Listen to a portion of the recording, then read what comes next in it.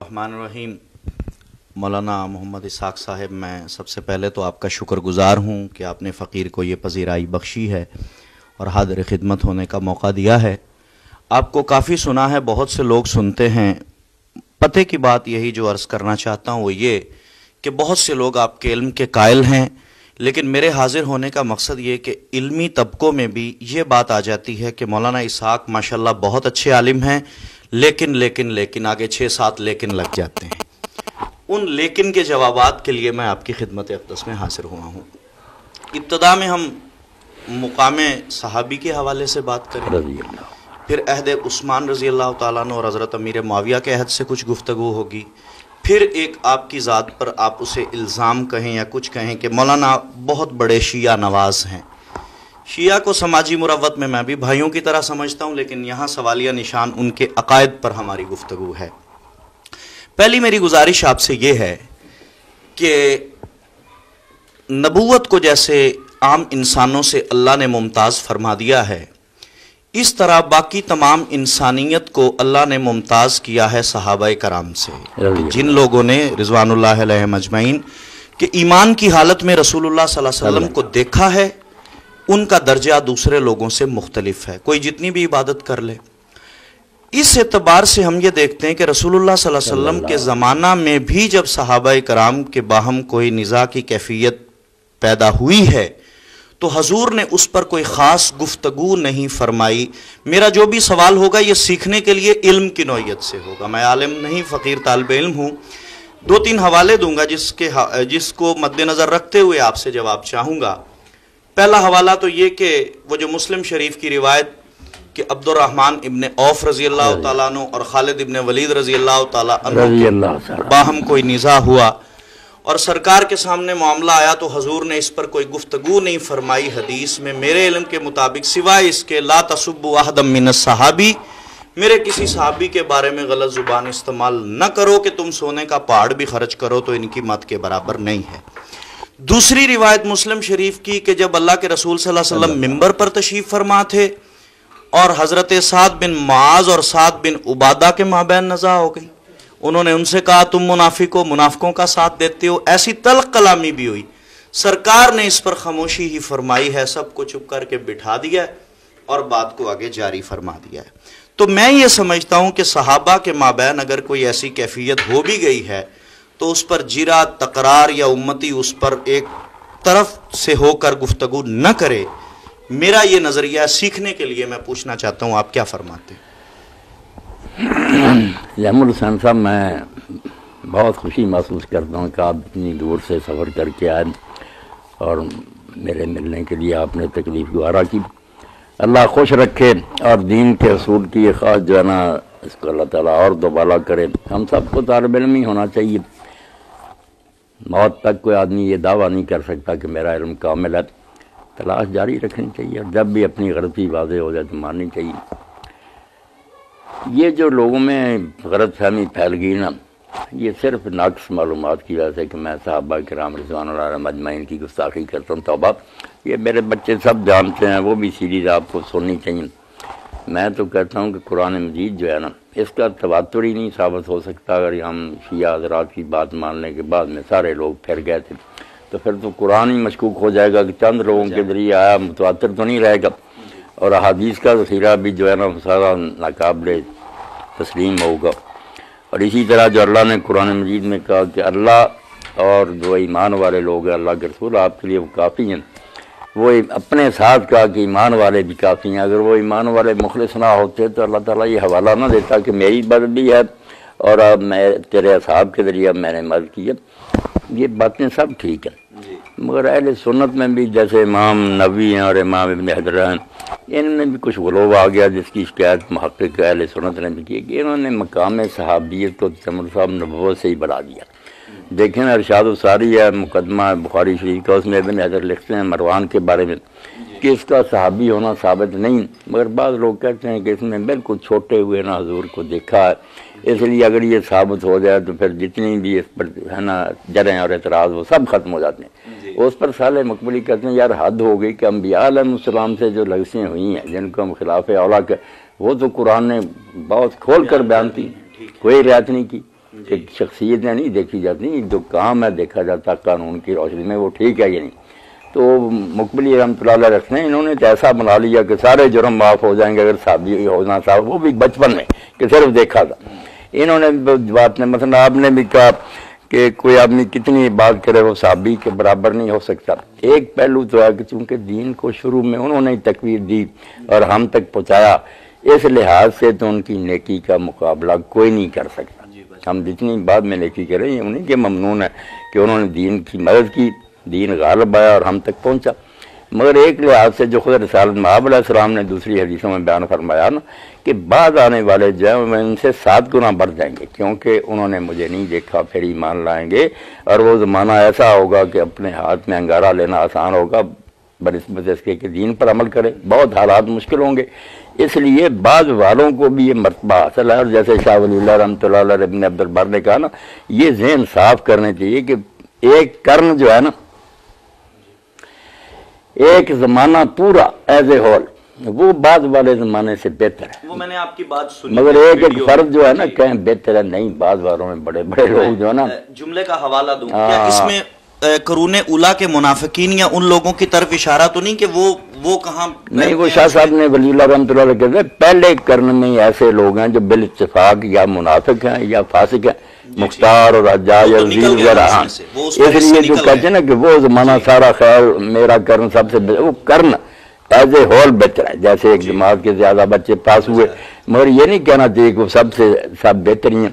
اب دیکھیں نا جو حدیث پاک ہے مسلم شریف کی، اس میں بھی حضرت خالد نے سب و شتم کیا تھا، جو آپ نے کہا کہ تم میرے اصحاب کو گالیاں دو۔ اب اس پر امام نبوی بھی کہتے ہیں کہ اس حدیث میں پتہ چلا کہ اصحاب اور ہیں، خالد بن ولید جیسے اور ہیں، ورنہ آپ انہیں کیوں کہتے کہ تم میرے اصحاب کو گالیاں نہ دو؟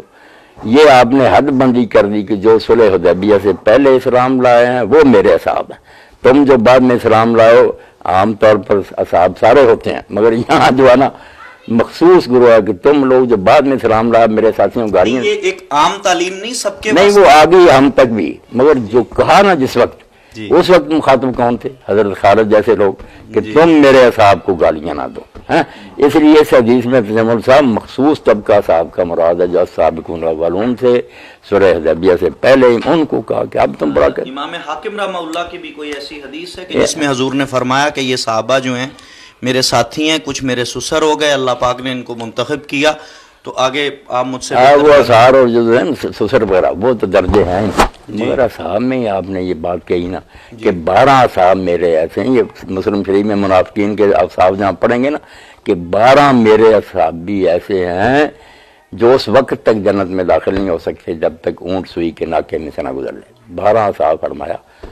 یہ کون سی روایت ہے؟ ہاں، یہ صحیح مسلم میں صفات المنافقین جان، اور جس سیاق میں آئی وہ بڑا خطرناک کہ حضرت عمار بن یاسر سے لوگوں نے کہا کہ تم طلحہ زبیر جو لوگوں سے لڑے ہو، تمہارے پاس کوئی رسول اللہ کا عہد ہے یا نص ہے یا تمہاری اپنی رائے؟ انہوں نے کہا یہ تو ہمارا اپنا اجتہاد ہے جنگیں، مگر آپ نے فرمایا تھا کہ میرے اصحاب میں 12 منافق ہیں جو جنت میں داخل نہیں ہو سکتے جب تک اونٹ سوئی کے ناکے میں سے نہ گزرے۔ یہ حوالہ دیا انہوں نے جنگوں کے بارے میں، اور حضرت خالد نے صرف انہیں کو نہیں برا کہا، حضرت عمار کو بھی کہا، اس وقت بھی حضور نے یہی بات کی کہ تم میرے اصحاب کو برا کہتے ہو۔ تو یہ حدیث مخصوص سیاق میں آئی ہے کہ جو پہلے چوٹی کے اصحاب ہیں نا ان کو اب بعد والے تم کلمہ پڑھتے، ٹھیک ہے تم بھی لغت میں صحاب ہو، مگر جو صحابی ہے نا جن کو سب و شتم نہیں کرنا وہ ہے جو پہلے سے کرنا۔ معاذ اور یہ بھی ساتھ حوالہ ہے۔ ہاں، وہ جو منافق کا سرکار نے خاموشی فرمائی یا ممبر؟ نہیں، خاموشی فرمانی تھی نا، فساد جو ہو گیا آپ نے پھر ممبر سے کہا یار تم جھگڑا کرتے چلو چھوڑو۔ ام المومنین رضی اللہ تعالیٰ عنہ پر بہتان لگا تھا، اب وہ عبداللہ بن ابی سعد بن عبادہ کے خاندان سے تھے، خضرت سے۔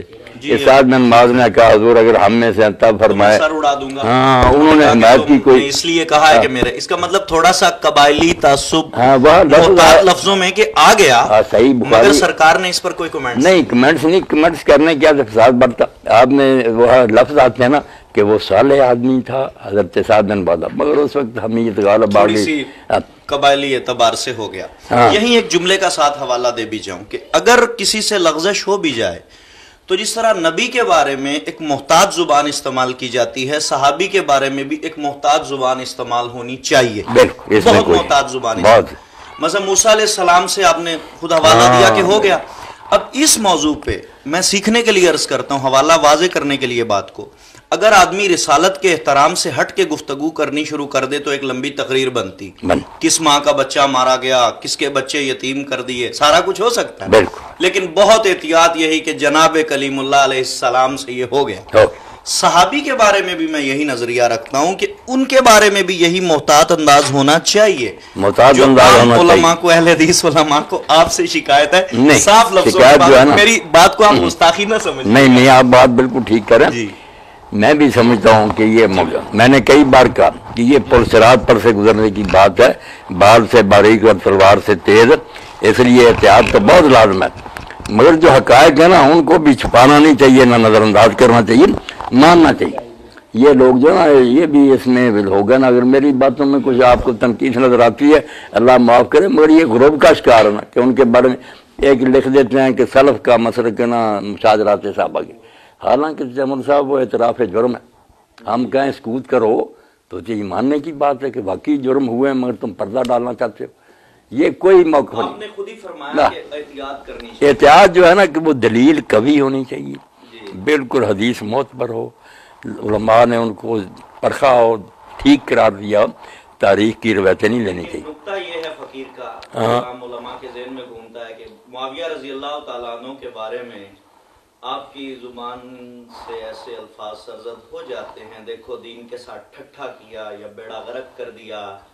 ان الفاظ پر کچھ حضرات نہیں، ان الفاظ پر نہیں، تجمل صاحب جتنا مرضی وہ ناراض ہونا، اس میں کوئی شبہ نہیں کہ جب رسول اللہ نے فرمایا کہ 30 سال خلافت ہے، اس کے بعد ملک نازو ظالم بادشاہ، ہم اس کو ڈیفینڈ کریں تو یہ کرنے کی بات ہے. ڈیفینڈ نہیں، بیان میں ایک احتیاط نہیں، احتیاط. جناب امیر معاویہ سے ایسا ہو گیا. نہیں جناب امیر معاویہ کیا کہیں یار، وہ ہمارے بزرگ تو لکھ گیا کہ اس کو رضی اللہ عنہ کہنا بھی زیادتی ہے. یہ اس لائق ہے. 5 صحابہ کے بارے میں مولانا وحید الزمان لکھتے ہیں، یہ اس لائق ہے. ان کے ساتھ یہی بڑا احسان ہے کہ ہم نے برا نہ کہیں. عبداللہ بن مبارک کی روایت کا آپ کیا فرمائیں گے؟ عبداللہ بن مبارک اور اسی طرح کہہ دیتے ہیں فلاں نے کہا، نہ کوئی اس کی سند دیتے ہیں. اور اگر انہوں نے کہا عبداللہ بن مبارک تو بڑی ہستی ہے، نہیں، عبداللہ بن مبارک نام ہے علم حدیث میں. عبداللہ بن مبارک تو جمل بالکل نام ہے، مگر یہ بات انہوں نے کہی ہے کہ گھوڑے کی ناک میں جو مٹی ہے وہ عمر بن عبدالعزیز، یہ کچھ ثابت بھی کرے نا. اور اسی کے ساتھ ہی ابن کثیر لکھتا، بہت سے اہل سنت نے کہا یار معاویہ مقابلہ کر سکتا عمر بن عبدالعزیز کا، اس کا تقویٰ ورع عدل ہے، کہاں صحابی ہے تو پھر اس سے بڑھ سکتا. بہت سے لوگ ایسے ہیں بعد میں پیدا ہوئے جو صحابہ سے بڑھ گئے، وہ بند ہے. حضور نے جو ثواب و حاضر امہ بیان فرمایا کہ جو بعد میں آئیں گے مجھ پر ایمان لائیں گے ان کے لیے 7 مرات ہو 7 مرتبہ توبہ. یہ تو اللہ کا کوئی عدل نہیں نا کہ کسی زمانے میں کوئی پیدا ہو گیا تو بس وہ بڑھ گیا سب سے. کردار ہی دیکھا جائے. بعد والے لوگوں نے ایسے ایسے کارنامے. اب اس مرتبہ جو میں نے خطبے دیے ہیں وہ سن لیں. یہ اگر وہ حدیثیں صحیح نہیں اور اس نے نماز اور خطبہ، حج تمتع اور زکوٰۃ ان چیزوں میں گڑبڑ نہیں کی، میں نے صرف مذہبی چیزیں لی جو محدود اصطلاح میں مذہبی ہیں، ورنہ حکومت میں جو کچھ کیا بالکل بربادی کی. اس لیے نیک لوگ یہی پکارتے ہیں. میں نے اس سارے مقبل بات پھر وہی آ گئی نا جو میں نے پہلے عرض کیا تھا کہ موسیٰ علیہ السلام کے قتل پر بھی یوں گفتگو کی جائے تو بہت کچھ کہا جائے. نہیں، موسیٰ علیہ السلام اللہ کے نبی ہیں، ان کا معصوم ہونا جو تو یہ صحابی رسول ہے، اس اعتبار سے تقاضا احتیاط. نہیں، صحابی رسول تقاضا ٹھیک، ہم گالیاں نہیں دیتے، مگر یہ پہل بھی اسی نے کی ہے نا کہ حضرت علی علیہ السلام اور ان کے ساتھیوں پر لعنت کرانی شروع کی، اور اسی لیے لوگ پھر عید کا خطبہ سننا چھوڑ گئے. انہوں نے پہلے کر لیا وہ. اور وہاں ابن حزم جو ہے نا، حالانکہ وہ اموی ہیں، وہ لکھتے ہیں یہ مصدقہ بات ہے کہ یہ مصدقہ بات حضرت امیر معاویہ کرواتے تھے.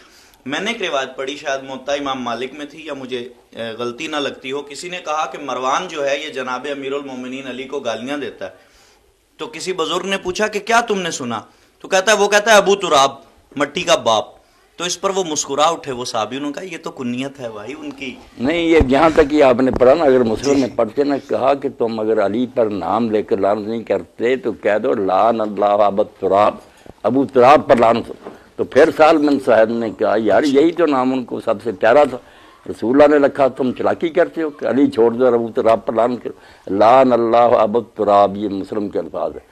امام بخاری کا یہی رویہ کہ بہت سی چیزیں نا اسی صحابیت کے احترام میں گم کر جاتے. مثلا شراب بیچی سمرہ بن جندل میں، اب شراب بیچنے والے پر لعنت، وہاں کہا کہ اللہ کی لعنت ہو سمرہ پر، حضرت عمر نے کہا انہوں نے اس کی جگہ نہ فلاں کر دیا. اب فلان تو شرح کرنے والوں نے بتایا نا دوسری کتابوں میں کو. یہ نہیں کہہ رہا کہ غلطی نہیں ہوئی، ہو گئی. میں خود اپنے نہیں، غلطی نہیں، احتیاطاً کہتا ہوں کہ ایسا نہ ہوتا تو بہتر تھا. تجمل احسان صاحب، اگر غلطیاں ہوتی نا، غلطیوں کی کوئی بات نہیں، آدم علیہ السلام سے ہوگی. میں حوالہ بھی شیعوں کو دیتا ہوں، نبی ہے، ڈائریکٹ اللہ سے سنا تھا کہ درخت کے لیے نہ گئے، وہ اور ہے. یہ جان بوجھ کرنا نظام اسلامی کو بالکل تباہ کیا. کیا غلطی تھی کہ موضوع سلمی رضی اللہ تعالیٰ عنہ سے بھی تو زنا ہوا تھا نا، نہیں، آپ تو سرکار نے اس پہ تو کچھ نہیں فرمایا نا. جیسے حسن بصری کہتے ہیں کہ صحابہ مہاجر انصار موجود ہیں جن کی تلوار سے اسلام کا، ان کے ہوتے ہوئے ایک شخص تلوار لے کر اٹھ کھڑا ہوا اور حکومت پر قبضہ کر لیا. پہلے بغاوت کی امیر المومنین کے خلاف، پھر حکومت سنبھال لی. بھائی باقی جو مہاجر انصار سے مر گئے تھے، یہ تو حضرت عمر نے خود کہا تھا کہ یہ طلیق ابن 3 پشتوں تک جن کو مکہ میں معافی ملی نا، یہ خلافت کا نہیں سوچ سکتی. یہ تو قیامت آ گئی کہ ایک سے طریق جو ہے وہ تخت پر بیٹھ گیا، مہاجر انصار بے بس ہو گئے.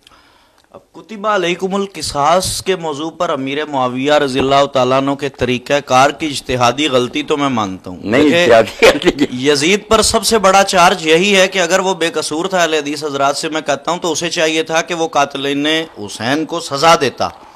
یہاں پہ یہ نکتہ ہے کہ چونکہ قاتلین عثمان جو ہیں، قاتلان، وہ اس امر کا شائبہ پیدا ہو چکا تھا کہ وہ حضرت علی پر نعوذ باللہ نہ ہو سکتا ہے اس زمن میں کسی قسم کا شک. دائرہ اسلام سے خارج ہے جو انسان امیر المومنین رضی اللہ تعالی عنہ کے بارے میں ذہن صاف نہیں رکھتا اور ان کے بارے میں نعوذ باللہ کوئی ایسا اشتباہ کرتا ہے. وہ لوگ خود اپنے تحفظ کے لیے اگر شامل ہو گئے ہوں تو یہاں ان کا مطالبہ تو یہ بنتا ہے کہ میرے چچا کے بھائی کے قاتل مجھے چاہیے. ہاں، طریقہ کار میں اجتہادی غلطی میں مانتا ہوں کہ یہ ہوئی ہے. اس پر آپ کیا فرماتے؟ کتب علیکم القصاص. تجمل صاحب، آپ بھی پڑھے لکھے ہو، غلط فہمی کا شکار ہو گئے کہ قصاص کا مطالبہ، قصاص لینے کا یہ طریقہ کہ ایک شخص کی خلافت مانو نہ، اس کی حکومت تسلیم نہ کرو اور اسے کہو کہ قصاص لے. تم بیعت نہیں کرتے ہو اور حکمران ہی شریک قصاص کس طرح لے سکتا؟ اگر ہے تو بیعت کرو، اس کے ہاتھ مضبوط کرو، پھر ساتھ دو. پھر جیسے قاضی ابوبکر بن عربی حالانکہ مائل ہیں ناصبی، مگر اپنی تفسیر میں لکھتے ہیں یار اطلاع بیرون نے کیا طریقہ اختیار کیا. خلیفہ کے پاس بصرے میں قصاص لینا تھا، خلیفہ کے پاس حاضر ہوتے، بات کر، اس کے ہاتھ مضبوط کرتے، بعد میں نہ کرتا امت آپ ہی دیکھ لیتی. یہ تو میں نے کہہ دیا کہ ہو گئی، لیکن میں مطالبے کی بات نہ یہ بالکل ایک سمجھے دھوکہ کہ ہم تو بیعت کر نہیں رہے، جو ساتھ ہے ان کے پیچھے پڑے وہ بھی چھوڑ دیں، درام سے نیچے گر جائیں. ورنہ ایک طریقہ ہے قصاص لینے کا کہ تم خلیفہ نہیں مانتے جو بیعت کر چکے ہیں، جن کے بارے میں ویسے ہی شرعی حکم ہے کہ اگر باغی جو ہیں وہ بغاوت سے توبہ کر کے خلافت کی بیعت کر لیں. کوئی بغاوت کے زمانے کا کیس پوٹ اپ نہیں کیا جا سکتا، نہ قتل، نہ اجماع ہو گیا تھا اس پر صحابہ کا. خارجی دوسرے جتنا جی چاہے قتل و غارت کریں، جب وہ مان لیں حکومت کو کوئی مقدمہ نہیں. یہاں ایک سوال ہے مولانا سمجھ کے واسطے. خوارج جو ہیں یہ علی المرتضیٰ رضی اللہ تعالی عنہ پر فتویٰ لگا کر ایک طرف ہو گئے کہ جی ان پر بھی کفر کا فتویٰ صادر ہوتا ہے اور واجب القتل معذر. یہ کون لوگ تھے؟ کیا یہ شبہ نہیں کیا جا سکتا کہ یہ وہی قاتلان عثمان تھے اور جو چھپ گئے تھے؟ جب وقت گزر گیا حضرت علی پر آبجیکشن کر دیا، ورنہ کس کی جرأت ہے کہ صاحب ایمان ہو حضرت علی پر کوئی اعتراض کرے؟ تیمور صاحب، خوارج کی تاریخ پڑھی جائے اور ان کے حالات، خوارج سے زیادہ دیندار گروہ اس امت میں کوئی پیدا نہیں ہو. نہ انہوں نے عثمان رضی کو کچھ کیا، نہ کسی. حضرت علی کے دیوانے تھے. جب انہوں نے ثالثی مان لی نا، اور ثالثی کو خوشی سے نہیں مانی، ایک ففتھ کالم بن گیا فوج میں. ارشد ابن قیس آپ کی فوج میں ایسے ہی تھا جیسے عبداللہ بن ابی رسولہ کی. یہ ہر وقت معاویہ کو فائدہ پہنچاتا رہا، رشوت لے لیتا. اس نے تنگ کر دیا کہ انہوں نے امیر المومنین نے کہا یہ قرآن کو مانتے ہوتے میرے مجھ سے جنگیں کیوں لڑتے؟ اب آخر تک بات پہنچی ہے، فتح قریب ہے، تم کیا کر رہے ہو؟ مگر انہوں نے نیزے سیدھے کر دی کہ ہم نے آپ کو قتل کر دینا. بے بس ہو گئے. یہ خوارج جو تھے یہ دیندار لوگ تھے. انہوں نے کہا وہ باغی تھا، تم امیر المومنین تھے، قرآن کا حکم ہے باغیوں سے جنگ کرو، کر رہے تھے. یہ ثالثی کیا؟ وہ باغی ہونے کی وجہ سے گیا، تم نے اپنی پوزیشن مشکوک کر لی. انہوں نے تجمل پھر میرے بھائی ایک ایسے شخص کی بیعت کی جس کے گھٹنے اونٹوں کے گھٹنوں کی طرح ہو گئے، عبادت کر کر کے. وہ رسول اللہ کے زمانے کر رہا مگر ملاقات نہیں کر سکا. اس کو خلیفہ بنایا اور بعد میں انہوں نے کئی علاقوں میں اسٹیٹیں بنائیں جہاں خالص قرآن و سنت چلتا رہا. ان کا جرم یہی تھا کہ کچھ جو ایک گروہ تھا نا نجرہ کا جو سخت تھے، انہوں نے کہنا شروع کر دیا کہ گناہ کبیرہ کا مرتکب کافر ہے، ان کو قتل کرو۔ اس لیے آبادیوں میں گھس گئے، ذمیوں کو کچھ نہ کہتے، مسلمانوں کو قتل کرنا شروع کیا۔ حضرت علی جن کو وہ کافر کہتے تھے ان کا عدل دیکھیں نا، انہوں نے ان سے کہا کہ میرے 3 عہد ہیں، تم سے مسجد میں آؤ گے نہیں روکوں گا، بیت المال سے جو فے میں سے وظیفے ملتے تمہیں بھی ملیں گے، تمہارے خلاف کوئی ایکشن نہیں ہوگا، بے شک مجھے کافر کو یا جو چیز ہے مگر خون خرابہ نہ کرنا۔ جب انہوں نے گورنر کو قتل کر دیا، لوگوں کو قتل کر، پھر آپ نے قدم اٹھایا۔ یہ بدنیت لوگ نہیں تھے، نہ انہوں نے کوئی برا کام کیا تھا، بڑے نیک تھے، مگر ان کی نیکی جب تشدد ہو گیا تو حضور نے کہا وہ بھی اسلام سے نکل جائیں۔ وہ حضرت علی پر سب و شتم کر کے اور کفر کا فتویٰ لگانے سے ہر چیز ان کی اڑ نہ گئی؟ نہیں، اڑ کس طرح گئی، جبکہ حضرت علی خود کہہ رہے ہیں کہ بھائی اگر مسجدوں میں آؤ تمہارے حقوق اور مسلمانوں کو جو وظیفہ ملتا، مولا علی رضی اللہ تعالیٰ عنہ کی نہیں، انہوں نے کافر نہیں ٹھہرا۔ اور اب بھی امت مانتی ہے کہ وہ اپنی ساری باطل باتوں کے باوجود امت کا گروہ ہے، مسلم ہے، اور جو ان کا ہے نا نرم اور معتدل گروہ، اب اسٹیٹ ہے ان کی مسجد رحمان، یہ آبادی ہیں، یہ بالکل بہت اچھے لوگ ہیں، تفسیریں قرآن کی ان کی کتابیں حدیث میں نے پڑھی کہ حضور فرمایا خوارج جو اٹھیں گے وہ جہنم کے کتے ہیں۔ وہ کتے پھر وہی ہو گئے نا جو مسلمانوں کو کافر کہہ کے قتل کرنے لگے، خون خرابہ نظریے کی وہ اس میں آ گئے، وہ نجدہ، اس کو یہ بھی خوارج جو ہے نا کی اپنے آپ کو خوارج نہیں کراتے، یہ تو کہتے ہیں ہم اہل حق ہیں، ان کو یہ برا کہتے کہ وہ کیوں مسلمانوں کو قتل کرتے، ان سے اسی لیے یہ الگ ہو گئے، یہ آبادی ہیں۔ ایک نقطہ یہاں پہ اور آتا ہے جو آپ کی زبان سے سنا کہ حضرت عثمان رضی اللہ تعالیٰ عنہ کا گھیراؤ کرنے والے بڑے بڑے جو تھے معتبر صحابہ تھے، ہم نے آج تک یہی پڑھا، یہی سنا کہ وہ لوگ باغی تھے یا عبداللہ بن سبا، آپ تو شاید اس پر کلام کرتے ہیں کہ ایسا نہیں تھا، تو وہ ایسے لوگ تھے جنہوں نے حضرت عثمان کا گھیراؤ کیا، اور کچھ سادہ دل صحابہ کرام ساتھ مل گئے، ہم یہ سمجھتے ہیں، جیسے محمد بن ابی بکر رضی اللہ تعالیٰ عنہ، وہ تو خود اس خط کی وجہ سے ان کے دل میں تو دکھ آنا تھا، لیکن اس چیز کا فائدہ اٹھایا اس گروہ نے جو ان کو قتل کرنا چاہتا تھا۔ تو اس پر آپ کی کئی بار میں نے کلام سنا کہ آپ فرماتے ہیں کہ جی وہ تو بڑے بڑے صحابہ کرام تھے۔ جمل صاحب، اب جو ہے نا مدینہ یونیورسٹی کے ایک ڈاکٹر، انہوں نے یہ فتنہ مقتل عثمان پر نا حدیثی روشنی میں کہ راوی کیسے ہیں سارا بحث کی ہے، بہت عمدہ کتاب لکھی۔ وہ عبداللہ بن سبا کے وجود کا قائل ہے، وہ کہتا ہے چونکہ کتابوں میں بہت ذکر ہے اس لیے ہم جھٹلا نہیں سکتے، اگرچہ کوئی صحیح سند سے حدیث کی روایت نہیں نکلی جس میں عبداللہ بن سبا کا نام آیا۔ یہ سیاست تھا، مسلم احمد، دوسرے یہ سارے فتنے کی باتیں بھی بیان ہوئی ہیں، مگر عبداللہ بن سبا کا نام نہیں۔ وہ کہتا چونکہ ذکر ہے بہت کتابوں میں ہم مانتے ہیں، مگر وہ کہتا رول نہیں، اس حضرت عثمان کے خلاف جو ہے نا ہنگامہ، اس میں اس کا کوئی رول نظر نہیں آیا، یہ کوئی روایت نہیں میری، نہ اس کا کوئی دخل ہے۔ جو میں صحابہ کہتا ہوں نا، یہ تجمل میں نے بڑی اس بارے میں رکھی، ساری کتابیں جو صحابہ پڑھائیں، صحابہ سے کھنگالا، اور وہ ساری کو جب پڑھا تو پتہ چلا یار کون مفسد لوگ تھے، وہ تو بیعت رضوان میں شریک بندے تھے۔ جو رئیس الخیل تھا مصر کے لوگوں کو ان کا امیر لشکر بن کر آیا، جس کا لوگ کہتے ہیں رجل سو کہ برا آدمی، صحابی ہے اور بیعت رضوان میں شریک ہے، اور مسجد پر قبضہ کر کے نماز پڑھانی اس نے شروع کر دی، عبد الرحمن بن ادیس۔ اور اسی طرح جب حضرت عثمان نے آخری خطبہ دیا تو اس وقت ایک شخص اٹھا، انہیں اثار لے کر گھٹنے سے لگا کر توڑ دی لاٹھی اور کہا اترو ممبر سے، اور پھر نہیں مسجد میں جانے دیا۔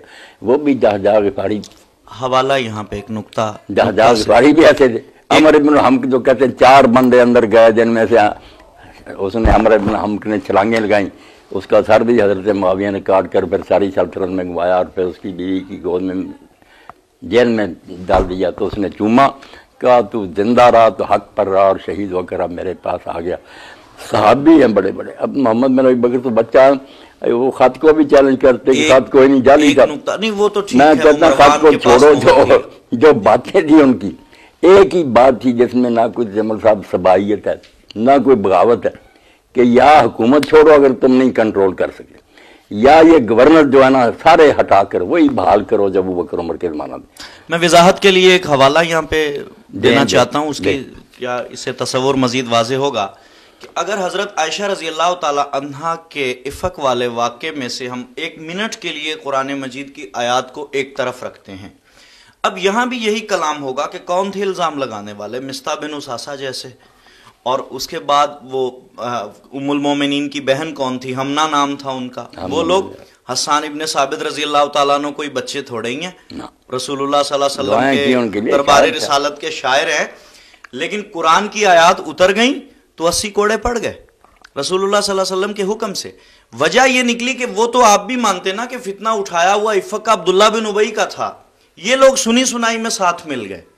اس بات کا کتنا ایک شائبہ ہے حضرت عثمان کے گھراؤ میں نہیں کہ کچھ لوگوں نے شرارت کی اور یہ سادہ دل لوگ ساتھ مل گئے؟ وہ جو ہے نا حضرت، پہلے آپ یہ فرمائیں اس بات کی آپ تصدیق فرماتے نا کہ حضرت عائشہ والے معاملے میں تو یوں ہی ہوا نا؟ سن لے سن، جی یہ میرے ساتھی ہیں میاں طاہر صاحب جو میرے ساتھ کرتے رہے پروگرام 57 میں، انہوں نے مجھے بتایا کہ میں نے جامعہ سلفیہ جو ہمارا سب سے بڑا مدرسہ نہیں ہے وہاں یہ سوال اٹھایا، تو وہاں جو مفتی صاحب عبدالحنان صاحب وہ غصے میں آ گئے، انہوں نے پوچھا کہ آتا ہے کہ جب یہ آتے ہیں اتنی ام المومنین رضی اللہ عنہ کی برات کی تو حضور نے 3 آدمیوں کو کوڑے لگائے جن کے نام مگر عبداللہ کو کچھ نہیں کہا. اب اس کی جو ہے نا وجہ وہ ابن قیم نے زاد المعاد میں کئی بیان کی ہے، آخری یہ کی کیونکہ اس کا خاندان بہت بڑا تھا پیچھے. عبداللہ بن ابی کو نہیں لگے، نہیں کوڑے؟ نہیں کوڑے لگے، میں نے سنا لگے. نہیں یہی تو مسئلہ کہ 3 کو کوڑے لگائے، اس کو روایت میں آتا نہیں لگائے. اب کیوں نہیں لگایا اس کے لیے وجوہات لکھنے ہیں، جن میں ایک یہ تھی کہ زیادہ فتنے کا اندیشہ تھا، اس کا قبیلہ بہت قوی تھا، وہ بڑا اثر تھا. تو پھر وہ طاہر صاحب نہیں مطمئن ہوئے کہ یہ تو یہی بات ہوئی کہ بڑا آدمی جرم کرے تو ٹال دو، چھوٹے کرے تو قابو کر. تو یہ شیوخ ناراض ہوئے، مگر وہ کہتے شیخ عبدالرضی علوی صاحب نے اللہ علیہ السلام درے وہ شیخ الحدیث ہیں، انہوں نے کہا یار ناراض ہونے کی بات نہیں، اس کا جواب دینا چاہیے. تو اچھا ہوا آپ نے چھوڑا. میں نے پھر چھان بین کی کہ واقعی بہت بڑا اسلام پر اعتراض کہ حضور نے جو اصل مجرم تھا جس کو قرآن کہتا بڑا حصہ لیا اس کو کچھ نہ کہا اور ان بیچاروں کو. تو الحمدللہ سوال پتہ چل گیا کہ یہ روایت غلط ہے، کسی کو کوڑے نہیں لگایا، نہ عبداللہ کو لگایا نہ کسی اور کو. اسلام بہت بڑے تان کہاں یہ کوڑے لگانے کا قصہ. تو ابو داؤد وغیرہ جہاں جہاں تھے، محمد بن اسحاق ہی اس میں تھا. اور اب ساری دنیا جانتی ہے کہ وہ مدلس ہے، اصل جو ہے نا راوی جس سے لیتا اس کا چھپا دیتا. اگر تو کہے مجھے فلاں نے بتایا پھر سچا ہوتا ہے، بات کلیئر ہو جاتی ہے. اگر وہ کہے نا فلاں سے ان کہتے ہیں آنا حدثنا وغیرہ نہ کہے، فلاں سے ہی آئیے، اس میں چراکی کر دیتا کہ وہ اصل جو ہوتا نا کمزور آدمی وہ چھپا جاتا، اوپر کے کا نام دے دیتا. تدلیس کہتے ہیں نا اس کو. یہ سارے علماء کا متفقہ کہ ابن اسحاق مدلس ہے. میں نقطے کی بات پہ آ رہا ہوں مولانا، اس حوالے سے ہم تھوڑا نہیں میں نے چاہا کہ اس موقع پر نا یہ بھی بات صاف ہو جائے. بہت بڑا اعتراض ہے غیر مسلموں کا کہ بڑے آدمی کو چھوڑ دیا.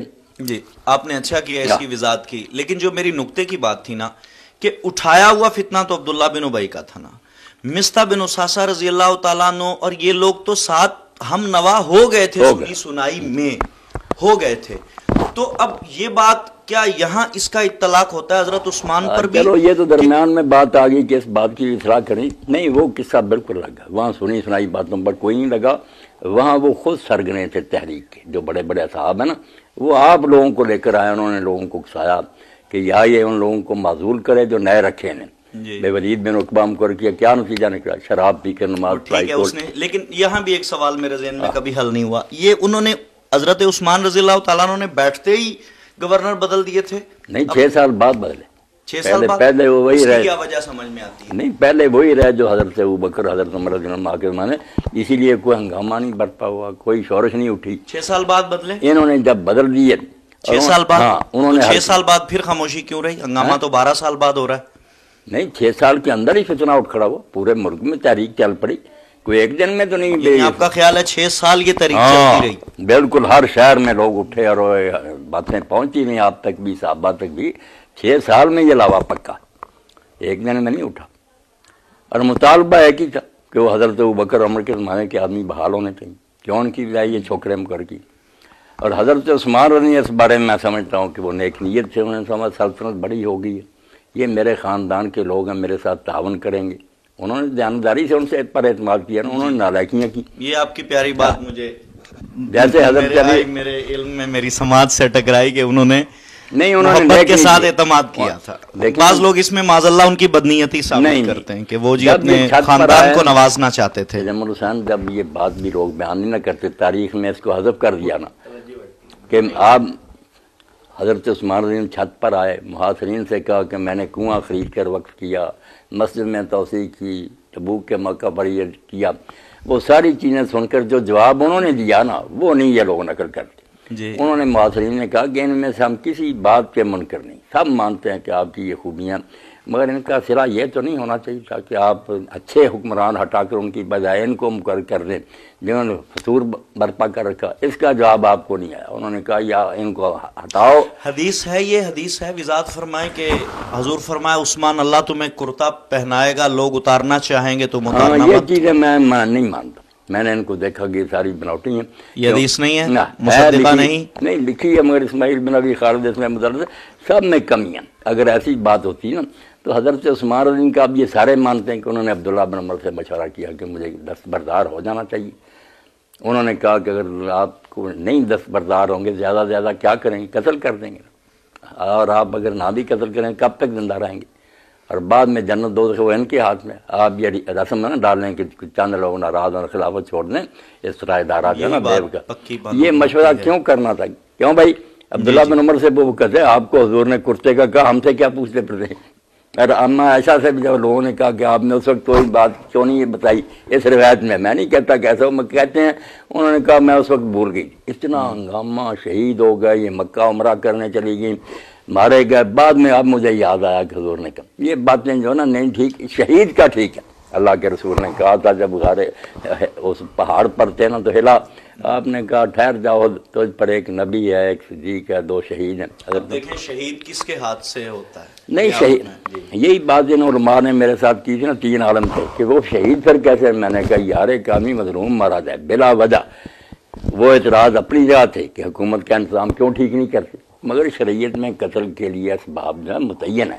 مذاق نہیں کہ جس کا جی چاہے بھئی یا مرتد ہو، شادی شدہ وہ زنا کرے، یا اس نے کسی کو قتل کیا ہو. حضرت عثمان رضی اللہ عنہ نے بھی یہی کہا نا کہ ان میں سے میں نے کوئی جرم کیا. قتل کا کوئی جواز نہیں تھا. باقی ساری ٹھیک ہے، پریشر ڈالتے رہتے. اسی لیے صحابہ نے ان کی مزاحمت بھی نہیں کی کہ ایک مطالبہ کر رہے ہیں شاید حضرت عثمان معذول ہی ہو جائیں. امام ابن کثیر کہتا خود لوگوں کو یہی خیال تھا کہ چھوڑ دیں گے، قتل تک نوبت نہیں پہنچے گی. اب جنہوں نے قتل کیا وہ بھی تجمل کون جانتا کون تھا. ہنگامہ تھا، کچھ آدمی دیواریں پھاند کر اندر گئے اور انہوں نے آپ کو شہید کر دیا. اب وہاں بھی تاریخ میں آتا کہ آپ کے غلاموں نے ان کو قتل کر دیا. وہ جو قاتل تھے اصلی وہاں ہی مارے گئے. اس لیے جو باقی اتنے لوگ سے تحریک کے سربراہ اور لاکھوں وہ کوئی قاتل تو نہیں تھے. اسی لیے حضرت علی نے کو جب پیغام ملا نا کہ معاویہ کہتے ہیں قصاص، تو انہوں نے کہا اٹھو بھائی قاتلان. جب 20,000 آدمی اٹھ کھڑا ہوا تو آپ نے کہا لوگ قصاص ہیں. اور جب حضرت طلحہ زبیر عمر میں بصرہ گئے وہاں لوگوں کو قتل کرنا شروع کیا. اب جو بڑا تھا نا تھا وہ صحابی، مگر خارجی بھی اس کے بارے میں بھی یہی پڑھا کہ یہ بعض لوگوں نے تیر چلا کر یہ بات مشہور کی کہ حملہ ہو گیا. ہاں ذوالخویسرہ جو نہیں وہ بھی سن لینا کہ یہ چلا کر کوئی نہیں، یہ بھی افسانہ. دن دیہاڑے شروع ہوئی جنگ، بالکل اپنی مرضی سے انہوں کی کوئی رات کسی نے نہیں کیا کہ ادھر حملہ کر کے. یہ سب ڈرامے بنائے ہوئے. آپ پہلے وہ سن لیں کہ جب قتل کرتے تھے نا قصاص کے لیے، پہلے تو یہ لا قانونیت تھی کہ لوگ خود ہی قصاص لینا شروع کر دیں. مگر جب ذوالخویسرہ تمیمی کا معاملہ آیا نا جو زیادہ حضرت عثمان کے خلاف تھا، اور یہ رسول اللہ کا صحابی تھا مگر بعد میں خارجی ہو کر مرا، سب مانتے کہ خارجی ہو گیا. اب جب خارجی ایسے ہیں جیسے تم کہتے ہو صحابی ہو گیا، جس کو یہ نہیں نہ ماننا چاہتے اس کے بارے میں زبان دراز ہے. میں اگر کسی کے بارے میں کیا اس نے غلط کیا ہنگامے برا. ذوالخویسرہ تمیمی کا پوچھیں صحابی تھا ہی نہیں، خارجی ہو کر مرا ہی نہیں. پھر سب کہیں گے عبد الرحمن بن عویس تھا، تو اس کا معاملہ قبیلہ اٹھ کھڑا ہوا.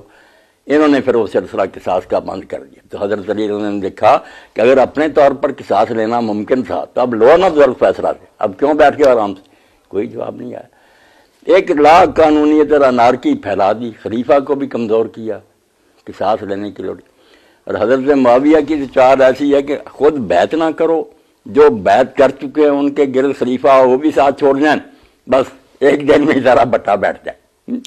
اگر وہ خلیفہ امور تو بیان ہوئے نہیں، خلیفہ برک کی بیعت کیوں نہیں کی؟ جب یزید کا دور آتا نا تو یہ لوگ کہتے ہیں یار بے شک وہ فاسق فاجر ہو، حضور نے فرمایا خلیفے کے خلاف بغاوت میں تو ناجائز سپورٹ دیتے نا. میں بالکل یقین رکھتا ہوں نہیں، حضرت علی کے لیے نہیں نا گنجائش نکالتے کہ وہ خلیفہ نہیں تھا. کیوں بیعت اس کی نہیں؟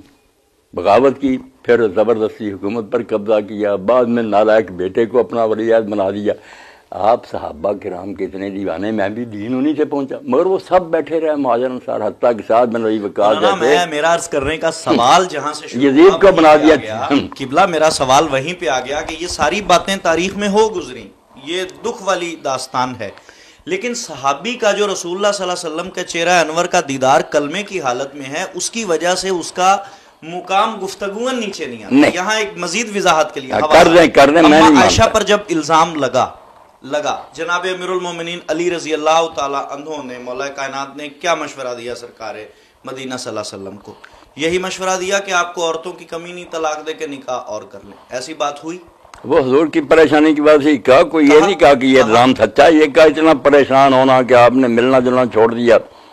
پریشانی سے کہا نا، مگر اللہ نے قرآن کی جو آیات اتاری اس میں فرمایا کہ مومنین اپنے ظن سے کہہ دیتے کہ ھذا بہتان و عظیم، اپنے تصور سے کہہ دیتے، یعنی گمان سے، کوئی دلیل نہ بھی ہوتی پھر بھی کہہ دیتے. تو کیا اس آیہ کریمہ کے دائرے میں محتاط لفظوں میں عرض کروں، مولا علی رضی اللہ تعالیٰ عنہ کے بارے میں معاذ اللہ کوئی بھی لفظ کرنے سے، میں ایسا بولنے سے میں سمجھتا ہوں بندہ دین سے خارج ہو جاتا ہے. سمجھنے کے نہیں، ان کی دائرے میں جناب علی رضی اللہ تعالیٰ عنہ آتے ہیں؟ نہیں، کوئی نہیں آتے. مومنوں سے اللہ کہتا ہے تم نے اپنے ظن سے کیوں نہ کہا کہ یہ بہتان ہے؟ نہیں، انہوں نے جناب علی رضی اللہ تعالیٰ عنہ نے یہ جملے تو ارشاد نہیں فرمایا کہ حضور یہ تو صاف جھوٹ بہتان ہے. نہیں، یہ تو خود حضور نے نہ کہ آپ دیکھنا، آپ نبی تھے، اگر چلی تو پھر بھی آپ کے خادمی ہیں. حضور کا تو وہ معاملہ بیوی تھی نا، غیرت کا معاملہ. بیوی بے شک تھی، مگر آپ جو نا کتنے معاملہ غیرت کا ہے، غیرت کا نہیں. آپ دیکھنا یہ جو قرآن کہتا مومن کہہ دیتے بہتان ہے، نبی پہلے کہہ دیتا بہتان ہے، بعد میں بھی جو وہی آئی ہے لوگ آپ کے کہنے پر مانتے تھے نا کہ وہی آئی ہے، ورنہ وہ کہتے آپ نے اپنی طرف سے گاڑ لی، پھر کیا تھا. نہیں، آپ سوچے نا، گنجائش تو تھی. منافق اور بے دین کہہ رہے یار نبی نے اپنی، میں نعوذ باللہ حضرت علی پر اعتراض نہیں کر رہا، نہیں کرنا چاہیے. اگر ایسا ہوا بھی ہو تو ان کا مقام وہ مولا کائنات نیچے. میں نہیں اس نظریے کا، میں کہتا ہوں علی رضی اللہ سے اگر کوئی غلط بات ہوئی ہے تو کہنی چاہیے، کیوں نہ کہیے. لیکن احتیاط تو ضروری ہے. نہیں، احتیاط سب و شتم اور جیسے حضرت معاویہ نے لعنت وغیرہ کرائی وہ نہیں ہم کرتے، مگر غلط کام نہیں. یہ تھوڑا سا آپ احتیاط کر لیا کریں، بیڑا غرق کر دیا اور دین کا ستیہ ناس پھیر دیا. نہیں، کیوں نہیں، پھر کیا تھوڑے سے نہیں، یہ تجمل کیا کریں ان لوگوں نے ان کی حمایت کر کے سارا نظام اسلامی تلپٹ کر دیا. اس کا تصور ہی بدل گیا کہ جو بیٹھ جائے بس وہ کیسا بھی وہ خلیفہ ہی ہے. وہاں سے لیکن نیا رخ اسلام کے نظام کا شروع ہو گیا نا کہ برسر اقتدار آنا ہی گارنٹی ہے کہ وہ ولی ہے. مولانا پھر وہی میرا تو نقطہ ایک ہی پہ میں آگے رکتا ہوں نا. پھر آپ وہ فرماتے ہیں کہ موسیٰ علیہ السلام تو نبی ہیں. میں اسے استعمال کرتا ہوں صرف مثال کے لیے کہ اس آدمی پہ قتل کی حد تو نہیں لگتی تھی جسے موسیٰ علیہ السلام نے مارا. قتل کی حد لگتی تھی اس پہ، اسے قتل کرنا چاہیے تھا. نہیں، موسیٰ علیہ السلام نے اسے قتل نہیں کیا، ہو گیا نا. دیکھو نا، آپ نے تو مکہ مارا، اب مکہ کو قتل کا آ رہا تو نہیں، بس اس کی آئی ہوئی تھی وہ مر گیا، ورنہ آپ کا قتل کا کوئی ارادہ نہیں تھا، کوئی چھڑانا ہی تھا نا دو آدمیوں کے لڑتے. وہ تو گیا نا. نہیں، وہ تجمل وہ میرے بھائی وہ ہو گیا، یہاں کیے جان بوجھ کر کیے، کیختے رہے سارے مدینہ کے اصحاب کہ آپ یہاں حضور کی طرح امت کو چھوڑیں، چن لیں گے، یا کوئی نیک آدمی خاندان سے باہر.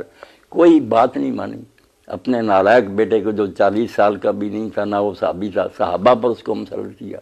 اس کے نتیجہ میں حوالے سے اس روایت کا کیا جواب؟ اہل البیت اور مدینہ شریف برباد، ہر رات مکہ میں دنیا کے حوالے سے وہ یزید بن معاویہ کے بارے میں لوگ بڑا اس کا تحفظ کرتے ہیں، اس کا کیا جواب؟ وہ تو امن بھائی اب تو وہ غبارے سے ہوا نکل گئی. ہمارے ہی بزرگ ہیں وہ حافظ برلی رضی اسی طرح جابر عبداللہ نعمانی صاحب نے ثابت کیا کہ حدیث کی روایتیں یار دیکھو تاریخوں کو کیا لیے کرتے کہ وہ پہلا لشکر لے کر عبد الرحمن بن خالد بن ولید گیا تھا، قسطنطنیہ تک پہنچا تھا. یہ تو اس لشکر میں سپاہی بھی نہیں تھا. اور پھر جو ہاں بالکل ثابت ہے، مسند احمد اور ابو داؤد شریف میں دیکھیں قسطنطنیہ تک گیا یہ لوگ. عبد الرحمن بن خالد بن ولید اس وقت پر امیر لشکر تھا. اچھا. اور حضرت ابو ایوب انصاری ہر جنگ میں گئے، کئی مرتبہ لشکر گئے. یہ تو آخری لشکر تھا جس کے بعد مہم بند کر دی، بہت بعد میں گیا. اس سے پہلے کئی لشکر گئے، کامیاب کوئی نہیں ہوا، نہ یہی کامیاب ہوا. کامیاب تو محمد فاتح ترکی ہوا نا، کوئی 400-500 سال اس نے استنبول فتح کیا، فتح نہیں ہو سکا، مگر جاتے رہے لشکر. اگلے نقطے کی طرف آئیں، موضوع کو بدلیں تھوڑا سا. جو یہ الزام ہے کہ مولانا شیعہ ازم کے بہت زیادہ قریب ہیں، سماجی ماحول میں تو میں بھی انہیں بھائی سمجھتا ہوں. میں نے ایک بار خطبے میں بھائی کہا تو کسی نے مجھے بلا لیا، جی یہ آپ نے شیعہ کو بھائی کیوں کہا؟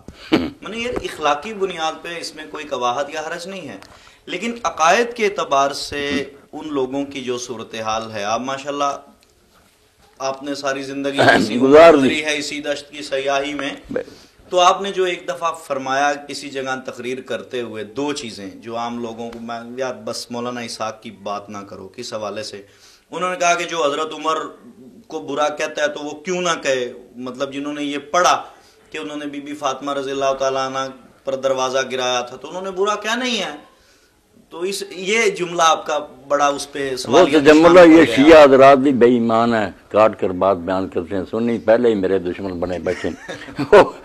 وہ بات تو تھی کہ ایک علاقے کے ناظم نے بلائے ہوئے تھے سارے شیعہ سنی، دوسرے صلح کی مجلس تھی کہ امن سے رہو، وہاں میں نے بات کہی کہ تاریخ میں جو کچھ آ گیا نا، مثال بھی بھٹو کی تھی کہ ہمارے اپنے دور میں ہوا، اس کے حامی لکھتے ہیں کہ اس سے زیادہ ملک کا خیر خواہ کوئی نہیں، یہ بھی کتابیں لوگ پڑھیں گے، کچھ لکھتے ہیں اسی نے ملک توڑا، تو اپنے دور کا ہم فیصلہ نہیں کرتے۔ یہ بات جو ہے نا کہ انہوں نے ایسا کیا، جھوٹ بولتے ہیں، وہاں صرف یہ بات ہوئی کہ کچھ باتیں ایسی ہیں جن میں حضرت عمر کا یہ رویہ بیان ہوا، کتابوں میں وہ بھی درج ہیں۔ ایک جملہ آپ ذاتی طور اور دوسرے جو ہیں انہوں نے پڑھا کہ انہوں نے بڑے عدل و انصاف، یہ صرف آگ بجھانے کے لیے کہ تم پچھلے کیا کرو گے، کتابوں میں سب ہے۔ آپ کا مقصد تھا کہ ہر کوئی اپنے عقائد کو رکھے، سماج میں اچھا تعلق رکھے، یہ مقصد تھا آپ کا۔ دوسرا آپ نے کہا وہ جو حدیث کرتاس کے حوالے سے آپ نے بولا کہ کس نے کہا تھا، سن لو نا، جب بعد میں یہ آئیں گے نا بیان اور بھی سنیں گے، جب لوگوں نے پوچھا نا پھر تحقیق کی بات، وہاں میں نے کہا سارا واقعہ جھوٹا، کوئی وہ آگ لے کر نہیں گیا، وہ میں نے سنا ہے، وہ میں نے نیٹ سے سنا ہے، وہ معاملہ اور رنگ کا تھا کہ آگ بجھاؤ۔ ایک آدمی نے 3 صفحے لوڈ کی ہیں کم از کم مولانا اسحاق کا حدیث کرتاس کے بارے میں جواب۔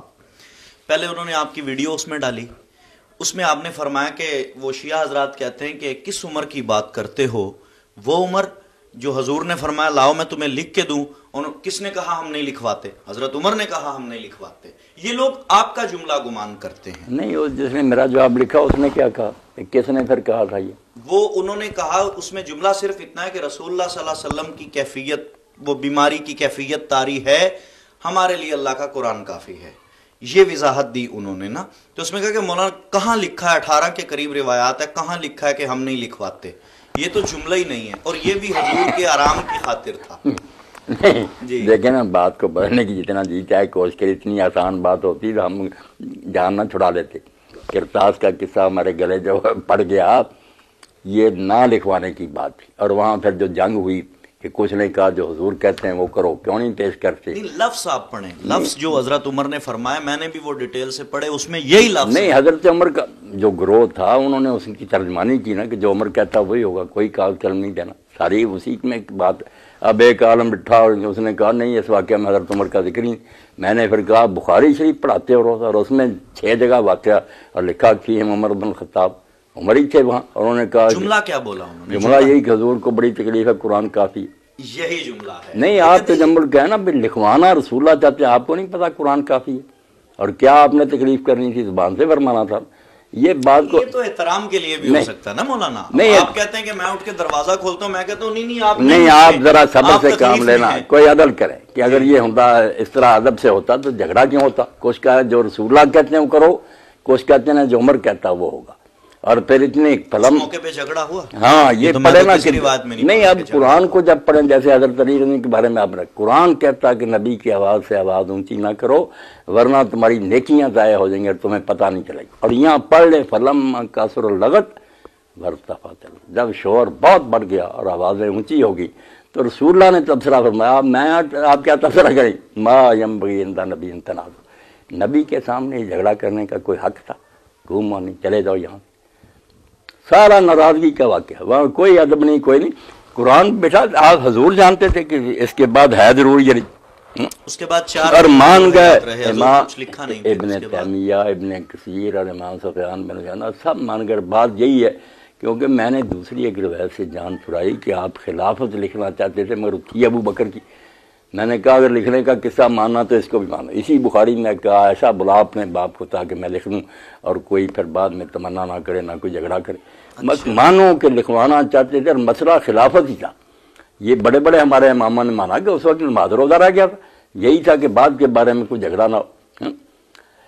اب وہ دوسری روایت جنہوں حضرت عائشہ رضی اللہ عنہا اس کی راویہ، اگر کوئی اور کرتا تو شیعوں پر بھی حجت ہوتی۔ اب ہم تو مانتے ہیں کہ کیا اپنے ابا کو بلا، میں اس کے لیے لکھ دوں، وہ کہتے ہیں یہ تو تم نے اب جان چھڑانے کی، وہ کہتے ہیں اگر ابو بکر کی لکھنا ہوتا تو حضرت عمر سب سے پہلے آگے ہوتا، بعد میں بھی تو اسی نے ہاتھ پکڑانا سب سے پہلے، وہ کہتا ہمارے حق میں یہ بات کوئی نہیں، مسئلہ واقعی خلافت کا تھا، مگر وہ اب موقع مل گیا گنجا، حضور نے جو فرمایا نا، آوازیں اونچی ہو گئی، شور و گل بڑھ گیا، اور وہاں یہ آپ نے تبصرہ کیا کہ نبی کے سامنے جھگڑا کرنے کا کوئی جواز تھا، چلے جاؤ یہاں۔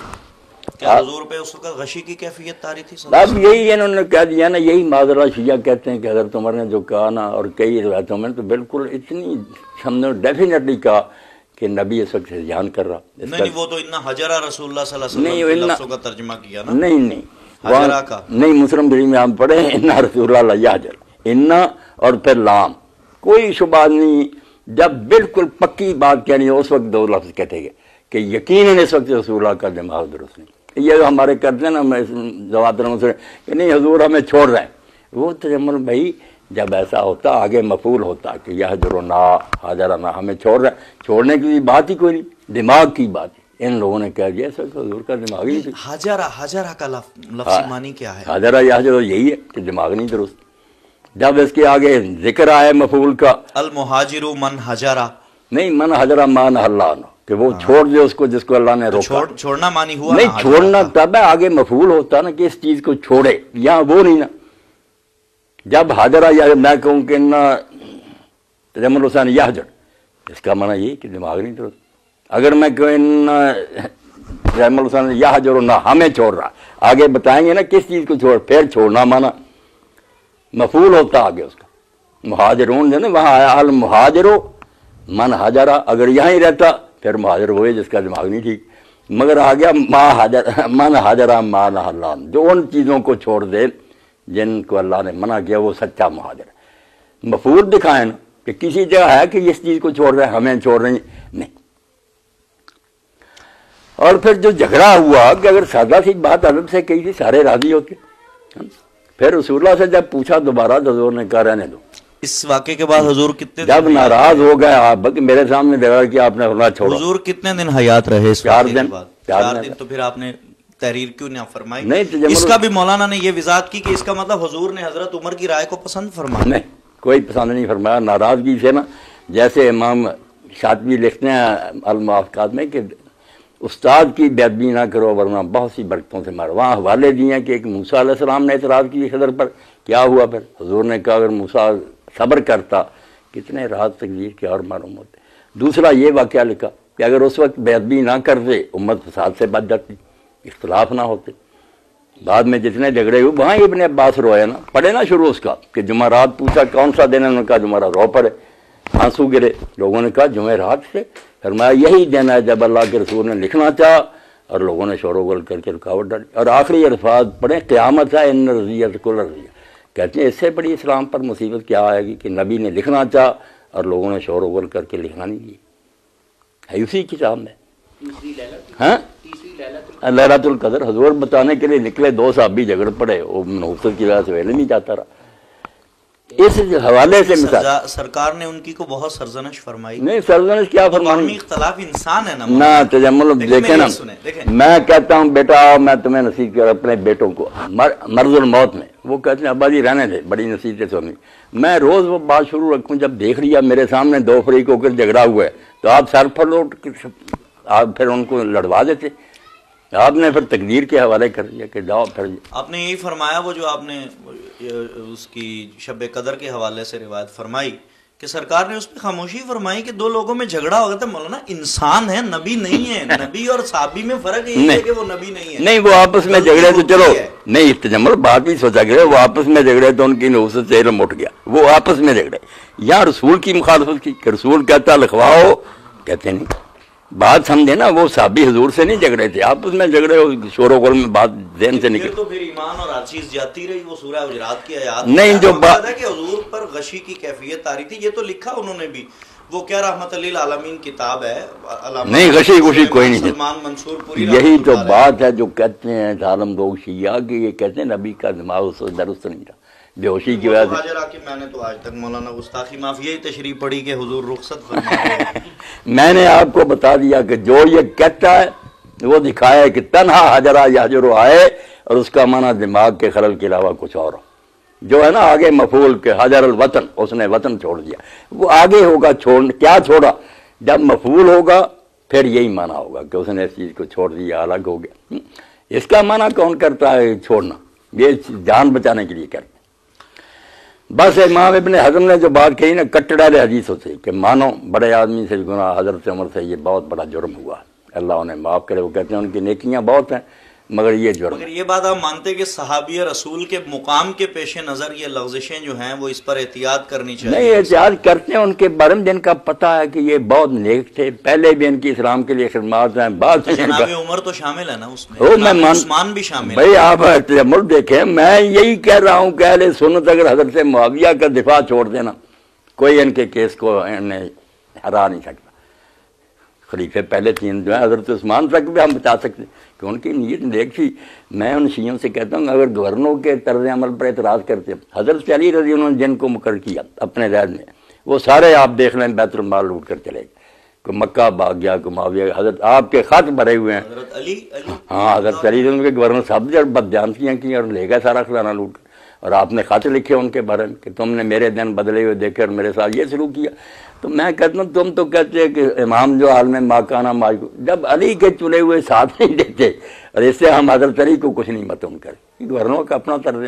حضرت عثمان رضی اللہ عنہ کی کوئی بدنیتی نہیں، وہ جیسے ابن ابی الحدیث نے معتزلی ہوتے کہہ رہے ہیں کہ وہ خارج سونا تھے، سوال ہے حضرت عثمان رضی اللہ عنہ خارج سونا تھے، مٹی پڑ گئی اوپر، یہی مٹی کہ گورنر نالائق آ گئے۔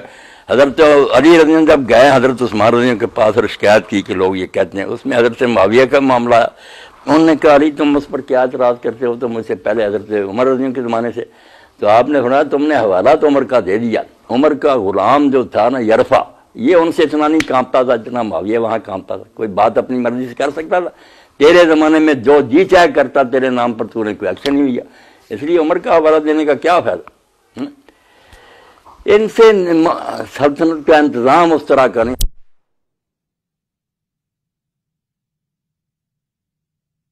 کہ میں نے کیوں حضور کے سامنے اس وقت اتنی دلیری سے باتیں کی کہ تو نبی نہیں ہے یا ہم حق پر نہیں ہیں، کیوں یہ آپ ذلیل شرطیں مار رہے ہیں؟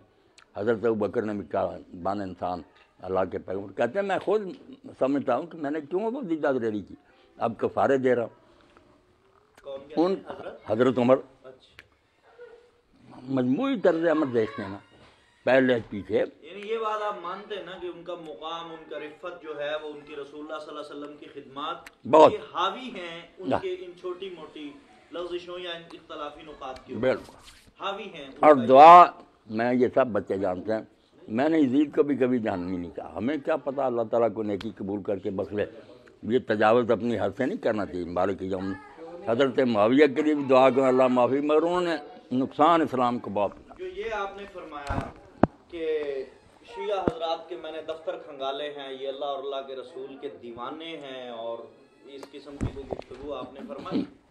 کوئی شک نہیں، اس میں شک نہیں ہو سکتا۔ میں آپ کو کچھ ویڈیوز میں اسی لیے لایا ہوں وہ سنائیں آپ کی خدمت اقدس میں پیش کرنے کے واسطے۔ یہ تجمل جو ہے نا ہمارے ملک میں شیعہ، میں ان سب بچوں سے کہتا ہوں یہاں شیعت نہیں آئی، نہ اثنا عشریت آئی، یہ سارے ہیں اسماعیلی راغا خان، اس سے وہ دلائل دیتے ہیں مولانا۔ اسماعیلی راغا خانی ہیں، وہی طرز عمل ان کا، نہ نماز نہ روزہ، مونچھیں بڑی داڑیاں، یہ کوئی شیعہ؟ شیعہ دیکھنے جا کے راہ کے ایران میں دیکھو کتنے لاکھوں طالب علم پڑھ رہا، حدیث فقہ تفسیریں، استاد ہیں، تہجد خان ہیں، حضور ملا باقر مجلسی، امام خمینی، یہ حضرات تو ان کے بڑے جید ہیں نا، جید ہیں۔ تو یہی بات دیکھنے کی ہے نا کہ جی وہ کیا مجلسی ان کا ایسے ہی ہے تجمل صاحب جیسے ہمارے علامہ سیوطی ہیں، مطالعہ بہت ہے، جی علم بڑا ہے، مگر یہی ہے کہ جو رتب مجاوز ملا اکٹھا کر دیا۔ اب شیعہ لوگوں نے جو صحیح بہار الانوار علیحدہ کیا، وہ کہتے ہیں چند روایتیں ہیں جو صحیح، باقی یہ 110 دفتر جو ہیں جن میں سب باطل پر روایتیں۔ ہم نے دیکھنا سیوطی کی اتقان دیکھنا ہے، اس کو پڑھیں یوں ہی نظر آتا قرآن سارا بدلا ہوا ہے، قرآن میں یہ تھا بنی رہا، کیا مانے اس کو، خرافات ہیں۔ خمینی کا سناؤ کوئی، یہ مجلسی وغیرہ جو ہے یہ تو ایسے جو ملتا گیا اکٹھے کر دیں۔ خمینی نے کیا کہا؟ چلو اور کسی کا اشارت کر رہے، میں نے کہا وہ نصیری ہے، خدا مانتا علی کو، ایسے مردودوں کی کیا بات ہے یہ لینا پھر؟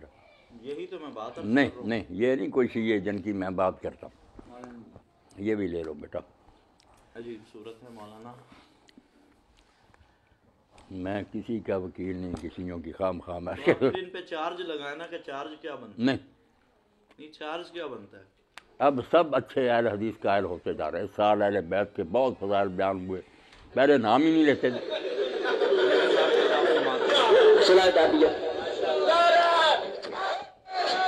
مسئلہ دعائے امامت, اس سے یہ ساری باتیں ہوئی ہیں. ابو بکر عمر جو فرشتے بھی ہونا, ان کے نزدیک کو کافر ہے کہ رسول اللہ نے ایک شخص کو مقرر کر دیا تھا خلیفہ, کیوں نہیں مانا؟ امام تو ان کے نزدیک بیٹا نبوت کی طرح کی شان ہے کہ اللہ مقرر کرتا ہے, معصوم ہوتے ہیں, ان کو پہچاننا نبی کی طرح لازم ہے. اگر نہ پہچانے جتنی چاہے بات کرے ہمیشہ دوزخ میں رہے گا. امامت پر بات ہونی چاہیے کہ اس کی جو دلیلیں دیتے ہیں ان کو رد کریں. ابھی ذرا آپ انداز, میں نے جملہ ہم نے بات انداز سے شروع کیا, آپ سے یہی کہا کہ احتیاطاً ہونا چاہیے. نہیں آپ بھی پہنچائیں ان کو, ان ساتھیوں سے. جملہ میرا آپ بیچ میں ایڈ کر لیں, جملہ میرا ایڈ کر لیں آپ, کے میں نے پڑھا کیا ہے. یہ کوئی آج کی بات ہے, ہر روز آپ سنتے ہیں.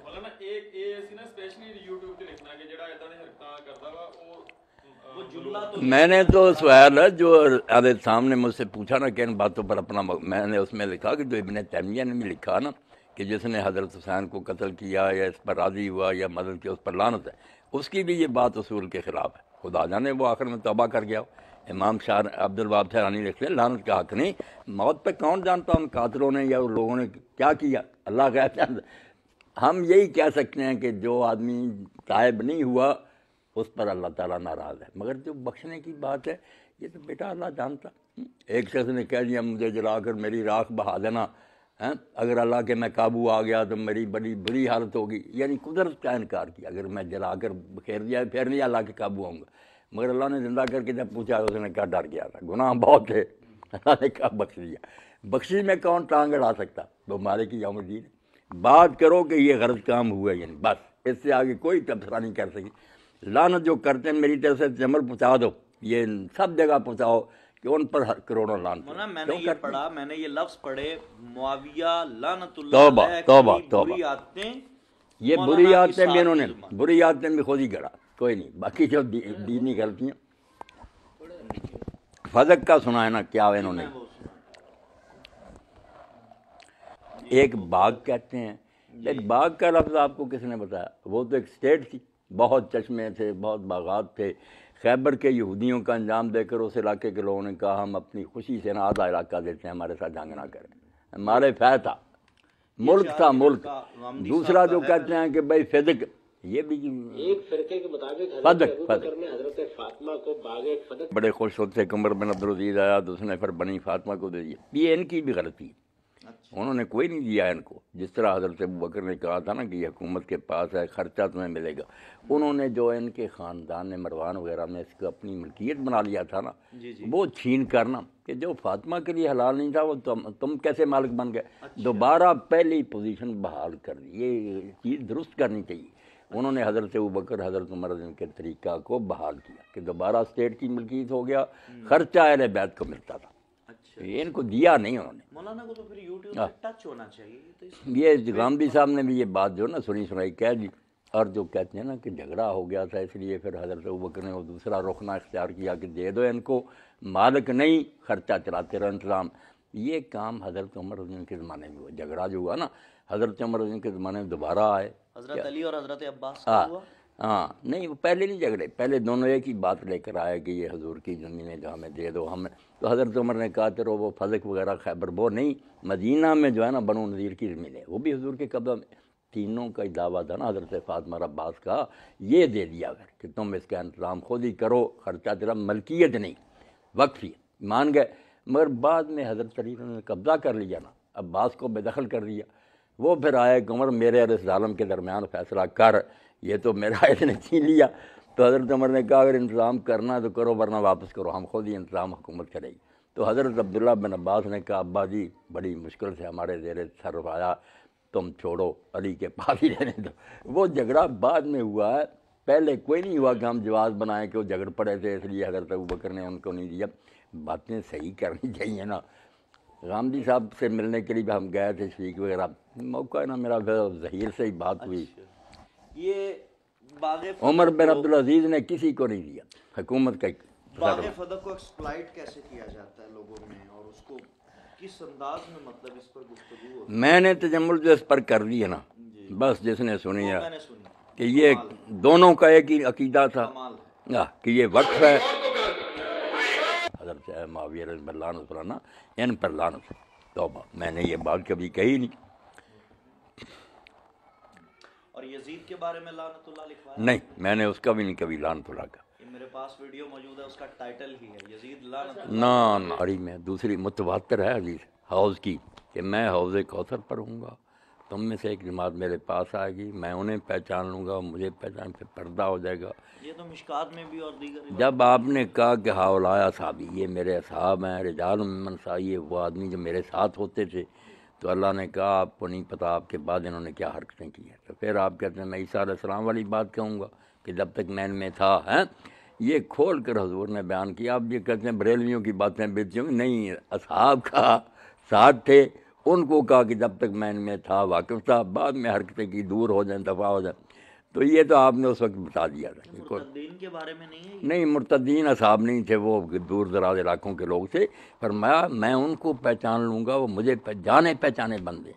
اور آپ کہتے ہیں میرے ساتھ رہے ہیں، وہ مرتدین کی باتیں امام بخاری وغیرہ بناتے ہیں، وہ بیٹا وہ کب صحابی تھے؟ وہ جنگلوں بیابانوں میں رہنے والے قبائل سے جو نہیں اسلام کی تربیت پائی تھی، پھر گئے۔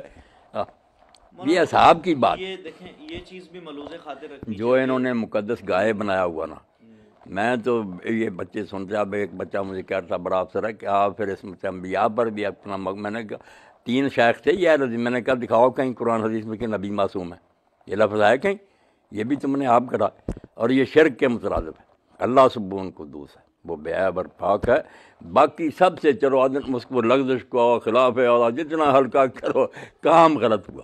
اللہ نے کہہ دیا کیوں کیا؟ خود حضور کو کہا کہ کیوں حرام کیا حلال چیز کو؟ تم نے منافقوں کو کیوں تبوک میں اجازت دی؟ لماذ انت لم لما تحرم؟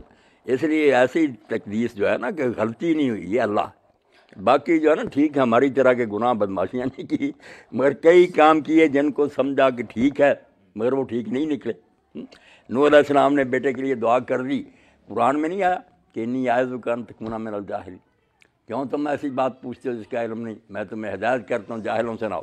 انہوں نے معافی مانگی کہ اگر تو نہ بخشے اور معاف نہ کرے میں تو تباہ ہو جاؤں گا، ہر ایک کو حد میں رکھو۔ یہی حوالے دے کر میں ان شیعوں کہتا یار نبی تھے وہ، یہ تو پھر امتی ہیں، ان سے اگر بڑے گناہ بھی ہو گئے۔ اماں کے بارے میں کہتا ہوں کہ ام المومنین نے اگر غلط قدم اٹھایا تو یہ ان کا تقوی اور دینداری نہیں کہ وہ روتی نہیں ساری عمر، اور کہتی نہیں حضرت عبداللہ بن عمر جیسا مجھے کیوں نہ تم نے روکا؟ تم ایک غلطی پکڑ لیتے ہو نا میرے محترم، اختلافی بات کرنے پہ چلو نہ قدغن ہو، اختلاف جہاں سے پھیلتا ہے نا، یہ فاضل الوی کا ایک عام جملہ ہوتا ہے، عام بے ایمان بے سنیں، عام جملہ سنو، قرآن کی آیت پڑھ رہا ہوں، کسی ایرے غیر نتھو خیرے ابو ہریرے کی روایت نہیں، توبہ، معاذ اللہ سنو، یہ کتنی دفعہ اس نے یہ تجمل بیٹا میرے ساتھ کئی شیعوں کی بات ہوئی کہ ابو ہریرہ بن امیہ کا حامی تھا۔ میں نے کہا یار نیچے کا کوئی راوی جو نا اس کی بدماشی ہوگی ہم دکھا دیں گے کہ اس نے ابو ہریرہ کا نام استعمال کیا، خود رسول اللہ کا تم کوئی ایک روایت دکھاؤ جس کی سند صحیح ہو اور ابو ہریرہ نے ان کی خوشامد میں کہا۔ وہ تو صاف کہتے تھے میں نے حضور سے 2 طرح کے علم سیکھے ہیں، ایک عام بیان کر رہا ہوں، دوسرا کروں میری اشارہ کر دیجیے۔ سارے علماء مانتے ہیں بخاری کی شرح کو ان ظالموں کے نام تھے، ان کے عہد بتائے تھے، اشارہ آپ کہہ بھی دیتے جیسے بازاروں میں کہتے تھے اللہ 60 ہجری مجھے نہ دکھانا۔ تو سارے علماء لکھتے ہیں کہ اللہ نے ان کی دعا قبول کر لی، یزید کا زمانہ انہوں نے نہیں پایا۔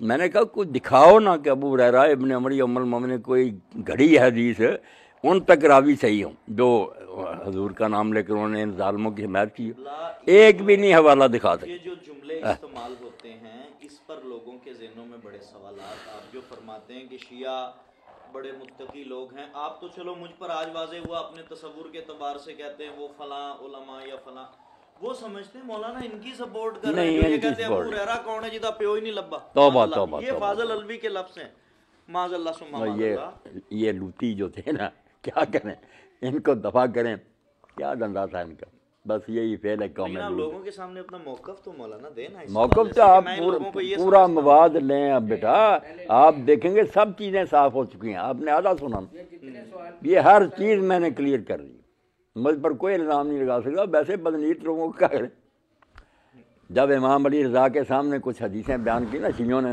اور کہا آپ نے کہ، انہوں نے کہا یار سنو بھائی ہم بڑے ہیں یا رسول اللہ بڑے تھے، جب ان کا نام لوگ استعمال کرنے سے نہیں روکے، جعلی حدیثیں بنا لی ہیں، تو ہمارا کیا، ہم کس طرح روک؟ اس ساتھ مجھے یاد آ گیا آپ کے اس جملے سے، جھوٹی باتیں یہ بنو امیہ کے بعد بنو عباسیہ کی حکومت آئی، وہ خلاف تھے بنو امیہ کے، انہوں نے تک ادھیڑ ماری۔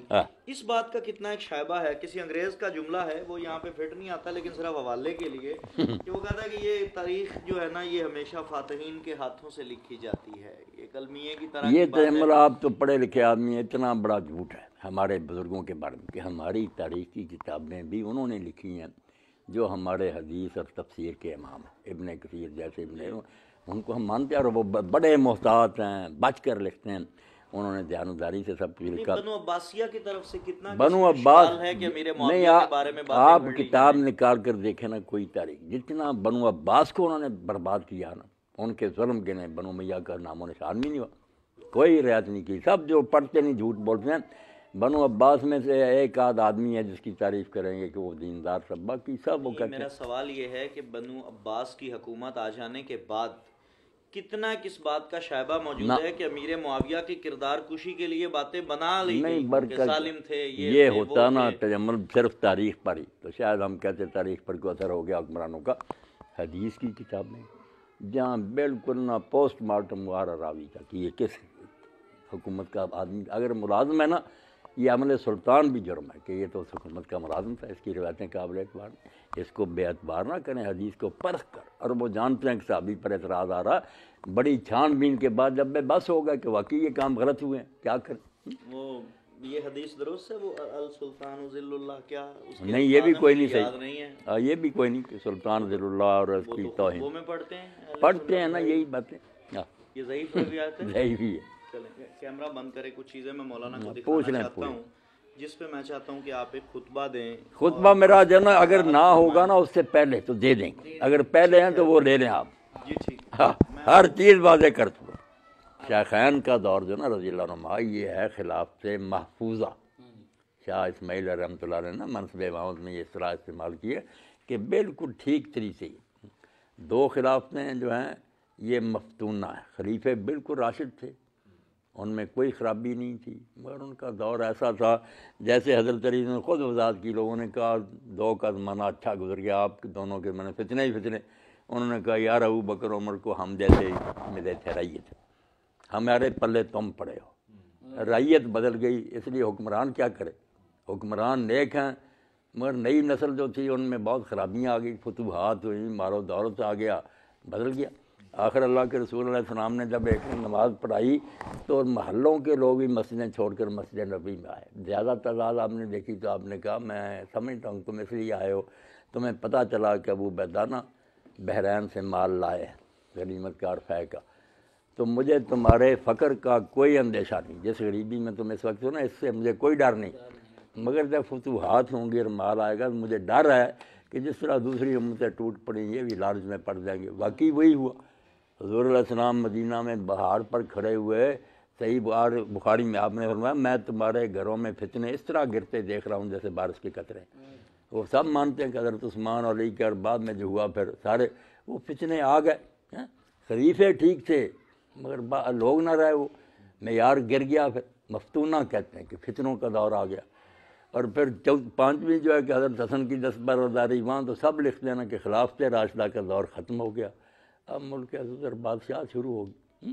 ڈاکٹر اسرار صاحب نے سوال کیا حضرت حسن کو خلافت میں شامل کیوں نہیں کرتے؟ کرتے ہیں نا، چاہیے تھا، نہیں کرتے ہیں، ڈاکٹر صاحب کا مطالعہ نہیں نا، میں اور یہ سارے بچے گئے تھے 2 مرتبہ ملے ہوئے، انہوں نے پھر اعتراف کیا کہ مجھے نا حدیث اور فقہ کی واقفیت نہیں، قرآن کا میں طالب علم، میں نے کہا ڈاکٹر صاحب آپ اور وہی کام کریں نا جس کے آپ اہل ہیں، کیوں دخل دیتے ہیں؟ حدیثیں ضعیف ہوتی ہیں، تاریخ میں بھی آپ نے ثانیہ کربلا وغیرہ شہادت عثمان ذی النورین غلط لکھ دی ہیں،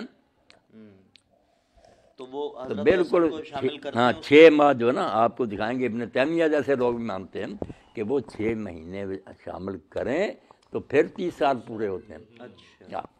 حضرت حسن خلیفہ راشد، اور یہ بھی اہل سنت جو ہے نا اس میں انہوں نے کوئی دریغ نہیں کیا کہ لکھتے ہیں کہ حضرت حسن کی دستبرداری تک حضرت معاویہ بے شک سارے علاقے پر قابض، مگر ان کی پوزیشن باغی کی تھی، جب انہوں نے چھوڑ دیا اصل خلیفے نے پھر وہ بھی حکمران بن گئے۔ وہ کہتے ہیں بغاوت جو ہے نا یہ پہلے اطاعت کے بعد بغاوت مانی جاتی ہے، ورنہ تو مطالبہ ہے. بعض لوگوں نے یہ لکھا. نہیں، یہ باتیں غلط ہیں نا. جب بھی کسی حکومت کے خلاف بیعت کر کے توڑیں یا پہلے اس کا مقابلہ کریں چنے ہوئے خلیفہ کو، بغاوت ہی. آپ نے جو کہا وہ کہ یمن میں اور یہ لوٹ مار اور اس قسم کی باتیں آپ کی سنی، بڑی عجیب تھی وہ حضرت امیر معاویہ کے. یہ بصر بن ارتاد کا پڑھ لیں آپ تذکرہ، جس کتاب میں بھی ہوگا سکہ باتیں. سکہ بات. تو پھر یہ سوال کا جواب دیں مجھے کہ سب سے پہلے جب مسلمان بیٹیاں جو نا یہ کالونیاں بنائی گئی اور بازار میں بیچی، اسی نے کیا نا بصر. یہی تو اس سے پہلے کبھی نہیں ہوتا. یہاں پہ حضرت حسن نے صلح کر لی نا، تو یہ کیسے ہو سکتا ہے کہ ایک آدمی اتنا زیادہ ظلم امت پہ جبر کر رہا ہو اور حضرت حسن فرمائیں کہ ابھی تم حکومت کر لو، جب تم نہ آؤ پھر مجھے دے دے. نہیں، یہ کوئی نہیں کر لو تو سب کچھ چھین لیا تھا. حسن یہاں تو پلیٹ میں رکھ کر دیتے پھرتا تھا، وہ تو سب کا حضرت علی کے زمانے میں اس نے چھین لیا. صلح کر کے اس معاہدے پہ کیوں آگے جب ایسا ظالم آدمی؟ نہیں، ظالم تھا. نہیں، آپ بتائیں نا کہ ظالم کو نہ قبول کرتے کیا ہوتا. جنگیں ہوتی جس میں یہ حسن جیتے وہ جیتا، کیا نتیجہ ہوتا. امت پہ اتنا بڑا ظلم ہو رہا. نہیں، ظلم سنے نا، جو پردہ ڈال لیا نا خون عثمان کا، اس سے سادہ لوگ بہت غلط فہمی میں آ گئے. آپ بھی ہے کہ حضرت علی نے کیوں قصاص نہ لیا. انہوں نے فری ہینڈ دیا کہ میں اگر جنگیں لڑوں گا، ورنہ 40,000 کا لشکر حضرت حسن کے ساتھ تھا. جنگ ہوتی پتہ نہیں کیا نتیجہ نکلتا. مگر وہ بات وہیں رہتی کہ یار جیت جانا الگ بات ہے، قصاص تو نہیں. انہوں نے بالکل کھلا ہاتھ دے دیا. پھر بعد میں کوئی مقدمہ بنا، کسی سے قصاص لیا، سب مانتے ہیں. قصاص بھی نہ لیا، اور جو مال غنیمت تھا اس میں خرد برد کی. لوگوں نے پھر انہی صحابہ سے فتوی. صلح کا آپ موقف بیان فرمائیں نا کہ مطلب نہیں، صلح مجبوری سے کر لی. ہاں بالکل ہی مجبوری سے کر لی. تو امت کو ایک ایسے آدمی کے حوالے مجبوری سے حوالے نہیں کہ ابھی تم بن جاؤ پھر وہ نہیں حوالے نہیں کرنا تھا. وہ پہلے ہی ہو گیا تھا، سب کچھ سنبھال لیا تھا. یہ تو صرف درمیان سے ہٹ گئے اور باتیں بھی وہ منوائیں جس کی وجہ سے وہ بالکل نا پھر سارا فیصلہ اس کے خلاف ہو گیا کہ قرآن و سنت اور خلفائے راشدین کے طرف پر حکومت کرنی نہیں کی. اب کون سنی انہیں خلیفہ راشد مانتا؟ سب کہتے ہیں انہوں نے نہیں مانتا. اہل حدیث بھی نہیں مانتا، خلیفہ راشد تو نہیں کہتے. لیکن جو معاہدہ تھا کہ تشنہ ہی رہے گا مولانا کہ حضرت حسن نے ایسے کہا. حضرت حسن وہ نہ کرتا عمل. میں نے یہ بات کلیئر کر دی کہ جو امام حسین کا نا میدان میں نکلنا، اس کا کوئی جواز ہی نہیں پیدا.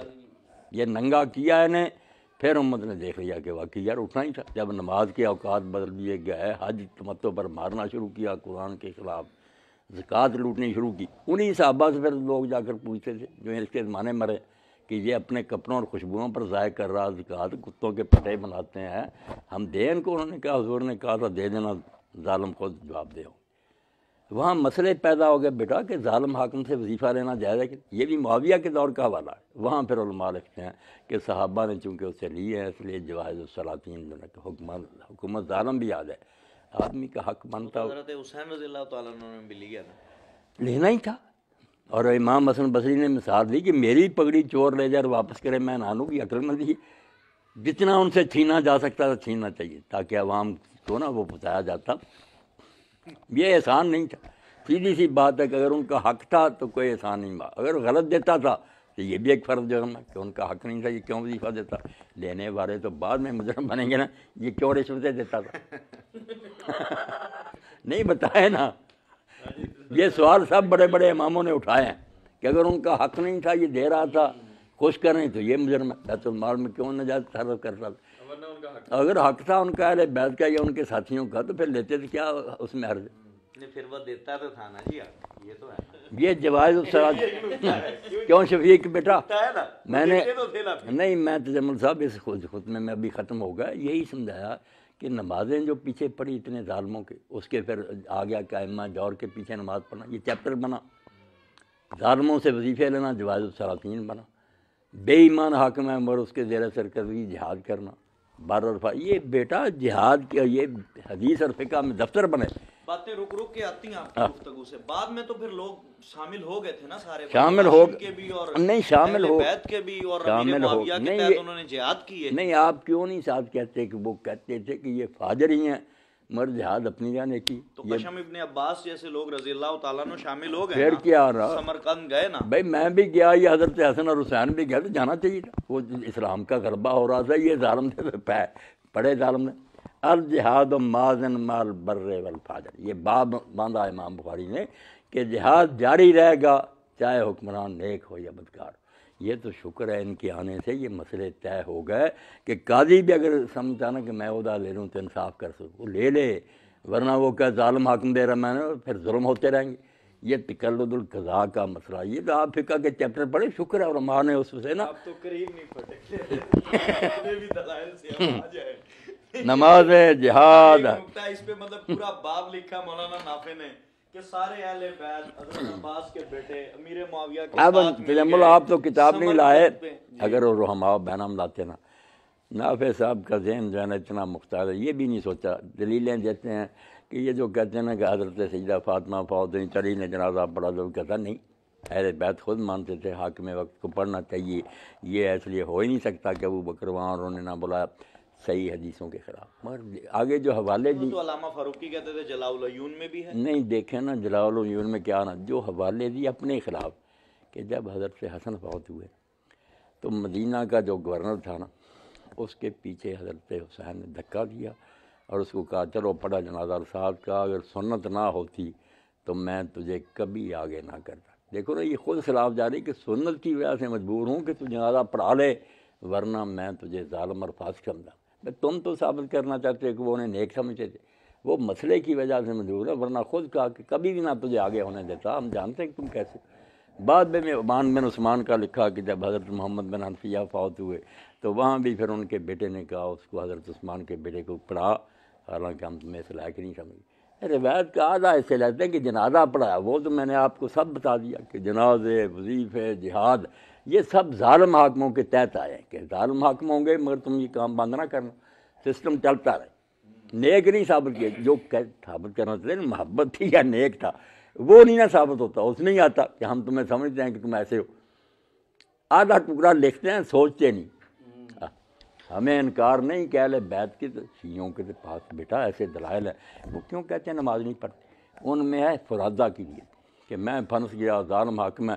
وہ کہتے ہیں امام نہ مانو اس کو، نہ نیت کرو، نیت اپنی رکھو کہ میں اکیلا پڑھ رہا ہوں، رہو صف میں اور بالکل ان کے ساتھ رکوع سجدے کرو، مگر اپنی نماز بالکل سورہ فاتحہ ہر شے کا اپنی فکر رکھو.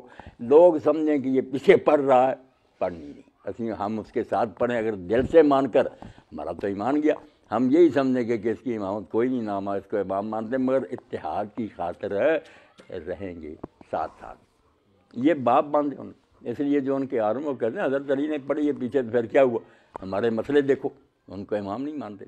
بڑے چور دروازے ہیں ان کے پاس.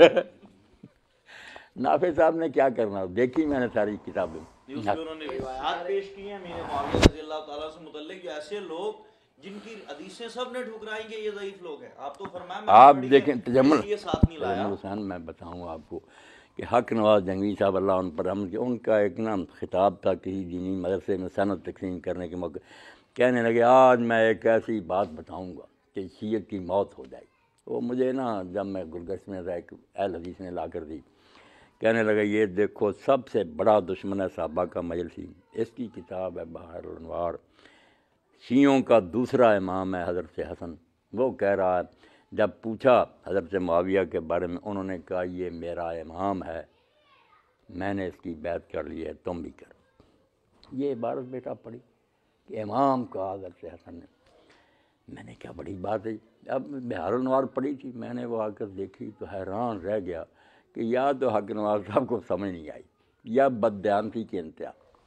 حضرت حسن نے جب بیعت کر لی نا دستبردار ہو گیا، تو پھر سعد بن عبادہ کے بیٹے قیس نے حضرت حسین سے پوچھا کہ ہم کیا کریں. انہوں نے کہا حسن میرا امام ہے. انہوں نے بات حسن کی تھی، حسن میرا امام ہے اور میرے باپ کا بڑا بیٹا ہے. جب اس نے یار یہ بات مان لی تو ہم بھی مان لیتے. وہ معاویہ پر گا دی. وہاں معاویہ کے بارے میں لکھا تھا حضرت حسن نے خود کہا کہ میں جانتا ہوں یہ اس امت کا فرعون ہے، سب سے بڑا کافر ہے اور اس سے بڑا اس امت میں کوئی مردود پیدا نہیں ہوا، مگر میرے نانا نے کہا تھا کہ ملک عزوز کا زمانہ شروع ہو جائے گا، ظالم بادشاہ مرنے مرانے کا کیا فائدہ. اس کے خلاف صفحہ تھا پورا.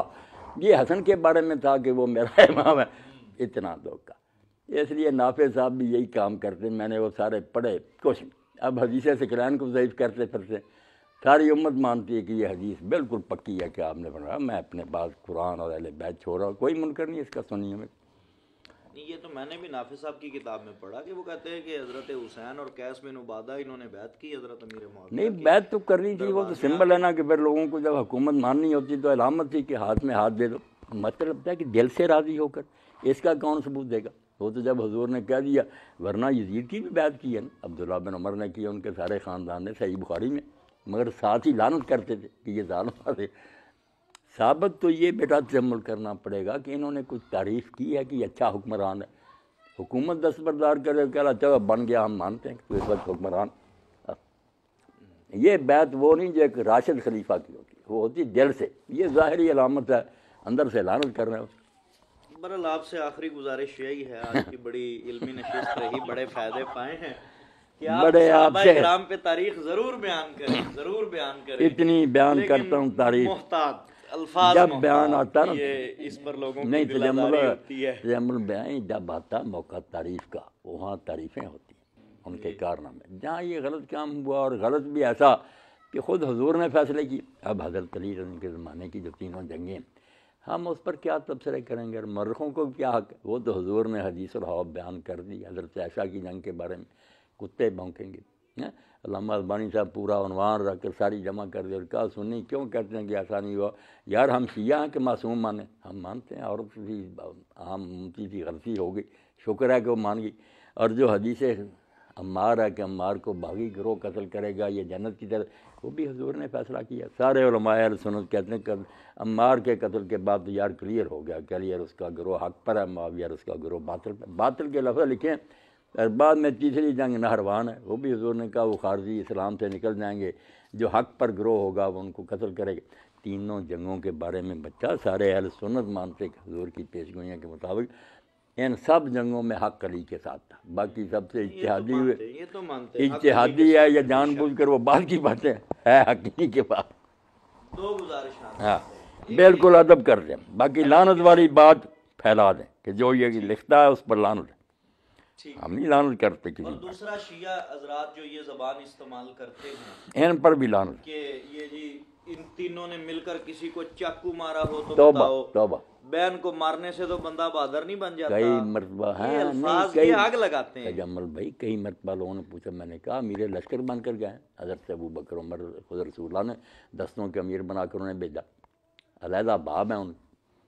مولانا انتشار کی وجہ یہ آپ بھی کہتے ہیں سپاہ صحابہ یہ کرتی، اس کے بغیر انتشار نہیں ان کا بھی کیا کہتے ہیں، کریں؟ وہ جب یہ لفظ کان میں پڑھتے ہیں مولانا کہ ابو ہریرہ دا تے پیو نہیں لبدا طریق معاذ اللہ، اس قسم کے الفاظ بالکل اس طرح ان کو نا ربانی بول رہا سی ادھر یزدانی بول رہا چلو یہ آپس میں گالیاں ہیں، نہیں آپس جائز ہے، ایداں دیاں شیعہ بھی نہیں کری، ایداں دیاں شیعہ بھی نہیں کڈیاں، بالکل فضولیات، یہ ہو جائے فضولیات جنہیں اللہ ہدایت دے تے لعنت ہوئے انہوں لیکن ان کے عقائد پر بھی تو آپ کہیں نا، یہ کہنا کہ علی کو رب کہنا چاہیے، میں تقریر سنوا سکتا ہوں آپ کی پوری کہ علی رب ہے، رب اسے کہنے سے شرک نہیں ہوتا۔ نہیں میں نے کبھی اس میں درے کیا، میں انہیں نصاریاں اور رب کہنے والے غالی تو ان کے میں تو بیٹا انہیں کہتا ہوں کہ صرف تم میں ایک آدمی ہے جس کی باتوں سے میں ذرا تمہارے قریب ہوا، ورنہ ہم واحد لوگ تمہارے قریب آ سکتے تھے۔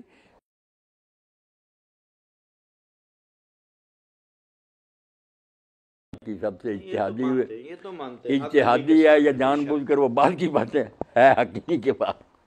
دو گزارشات، ہاں بالکل ادب کر دیں، باقی لعنت والی بات پھیلا دیں کہ جو یہ لکھتا ہے اس پر لعنت ہے، ہم نہیں لعنت کرتے کسی اور پر۔ دوسرا شیعہ حضرات جو یہ زبان استعمال کرتے ہیں ان پر بھی لعنت، کہ یہ جی ان تینوں نے مل کر کسی کو چاقو مارا ہو تو توبہ بتاؤ، توبہ، بین کو مارنے سے تو بندہ بہادر نہیں بن جاتا، کئی مرتبہ یہ ہیں الفاظ نہیں یہ آگ لگاتے ہیں۔ تجمل بھائی کئی مرتبہ لوگوں نے پوچھا، میں نے کہا میرے لشکر بن کر گئے، حضرت ابو بکر عمر خود رسول اللہ نے دستوں کے امیر بنا کر انہیں بھیجا، علیحدہ باب ہیں ان۔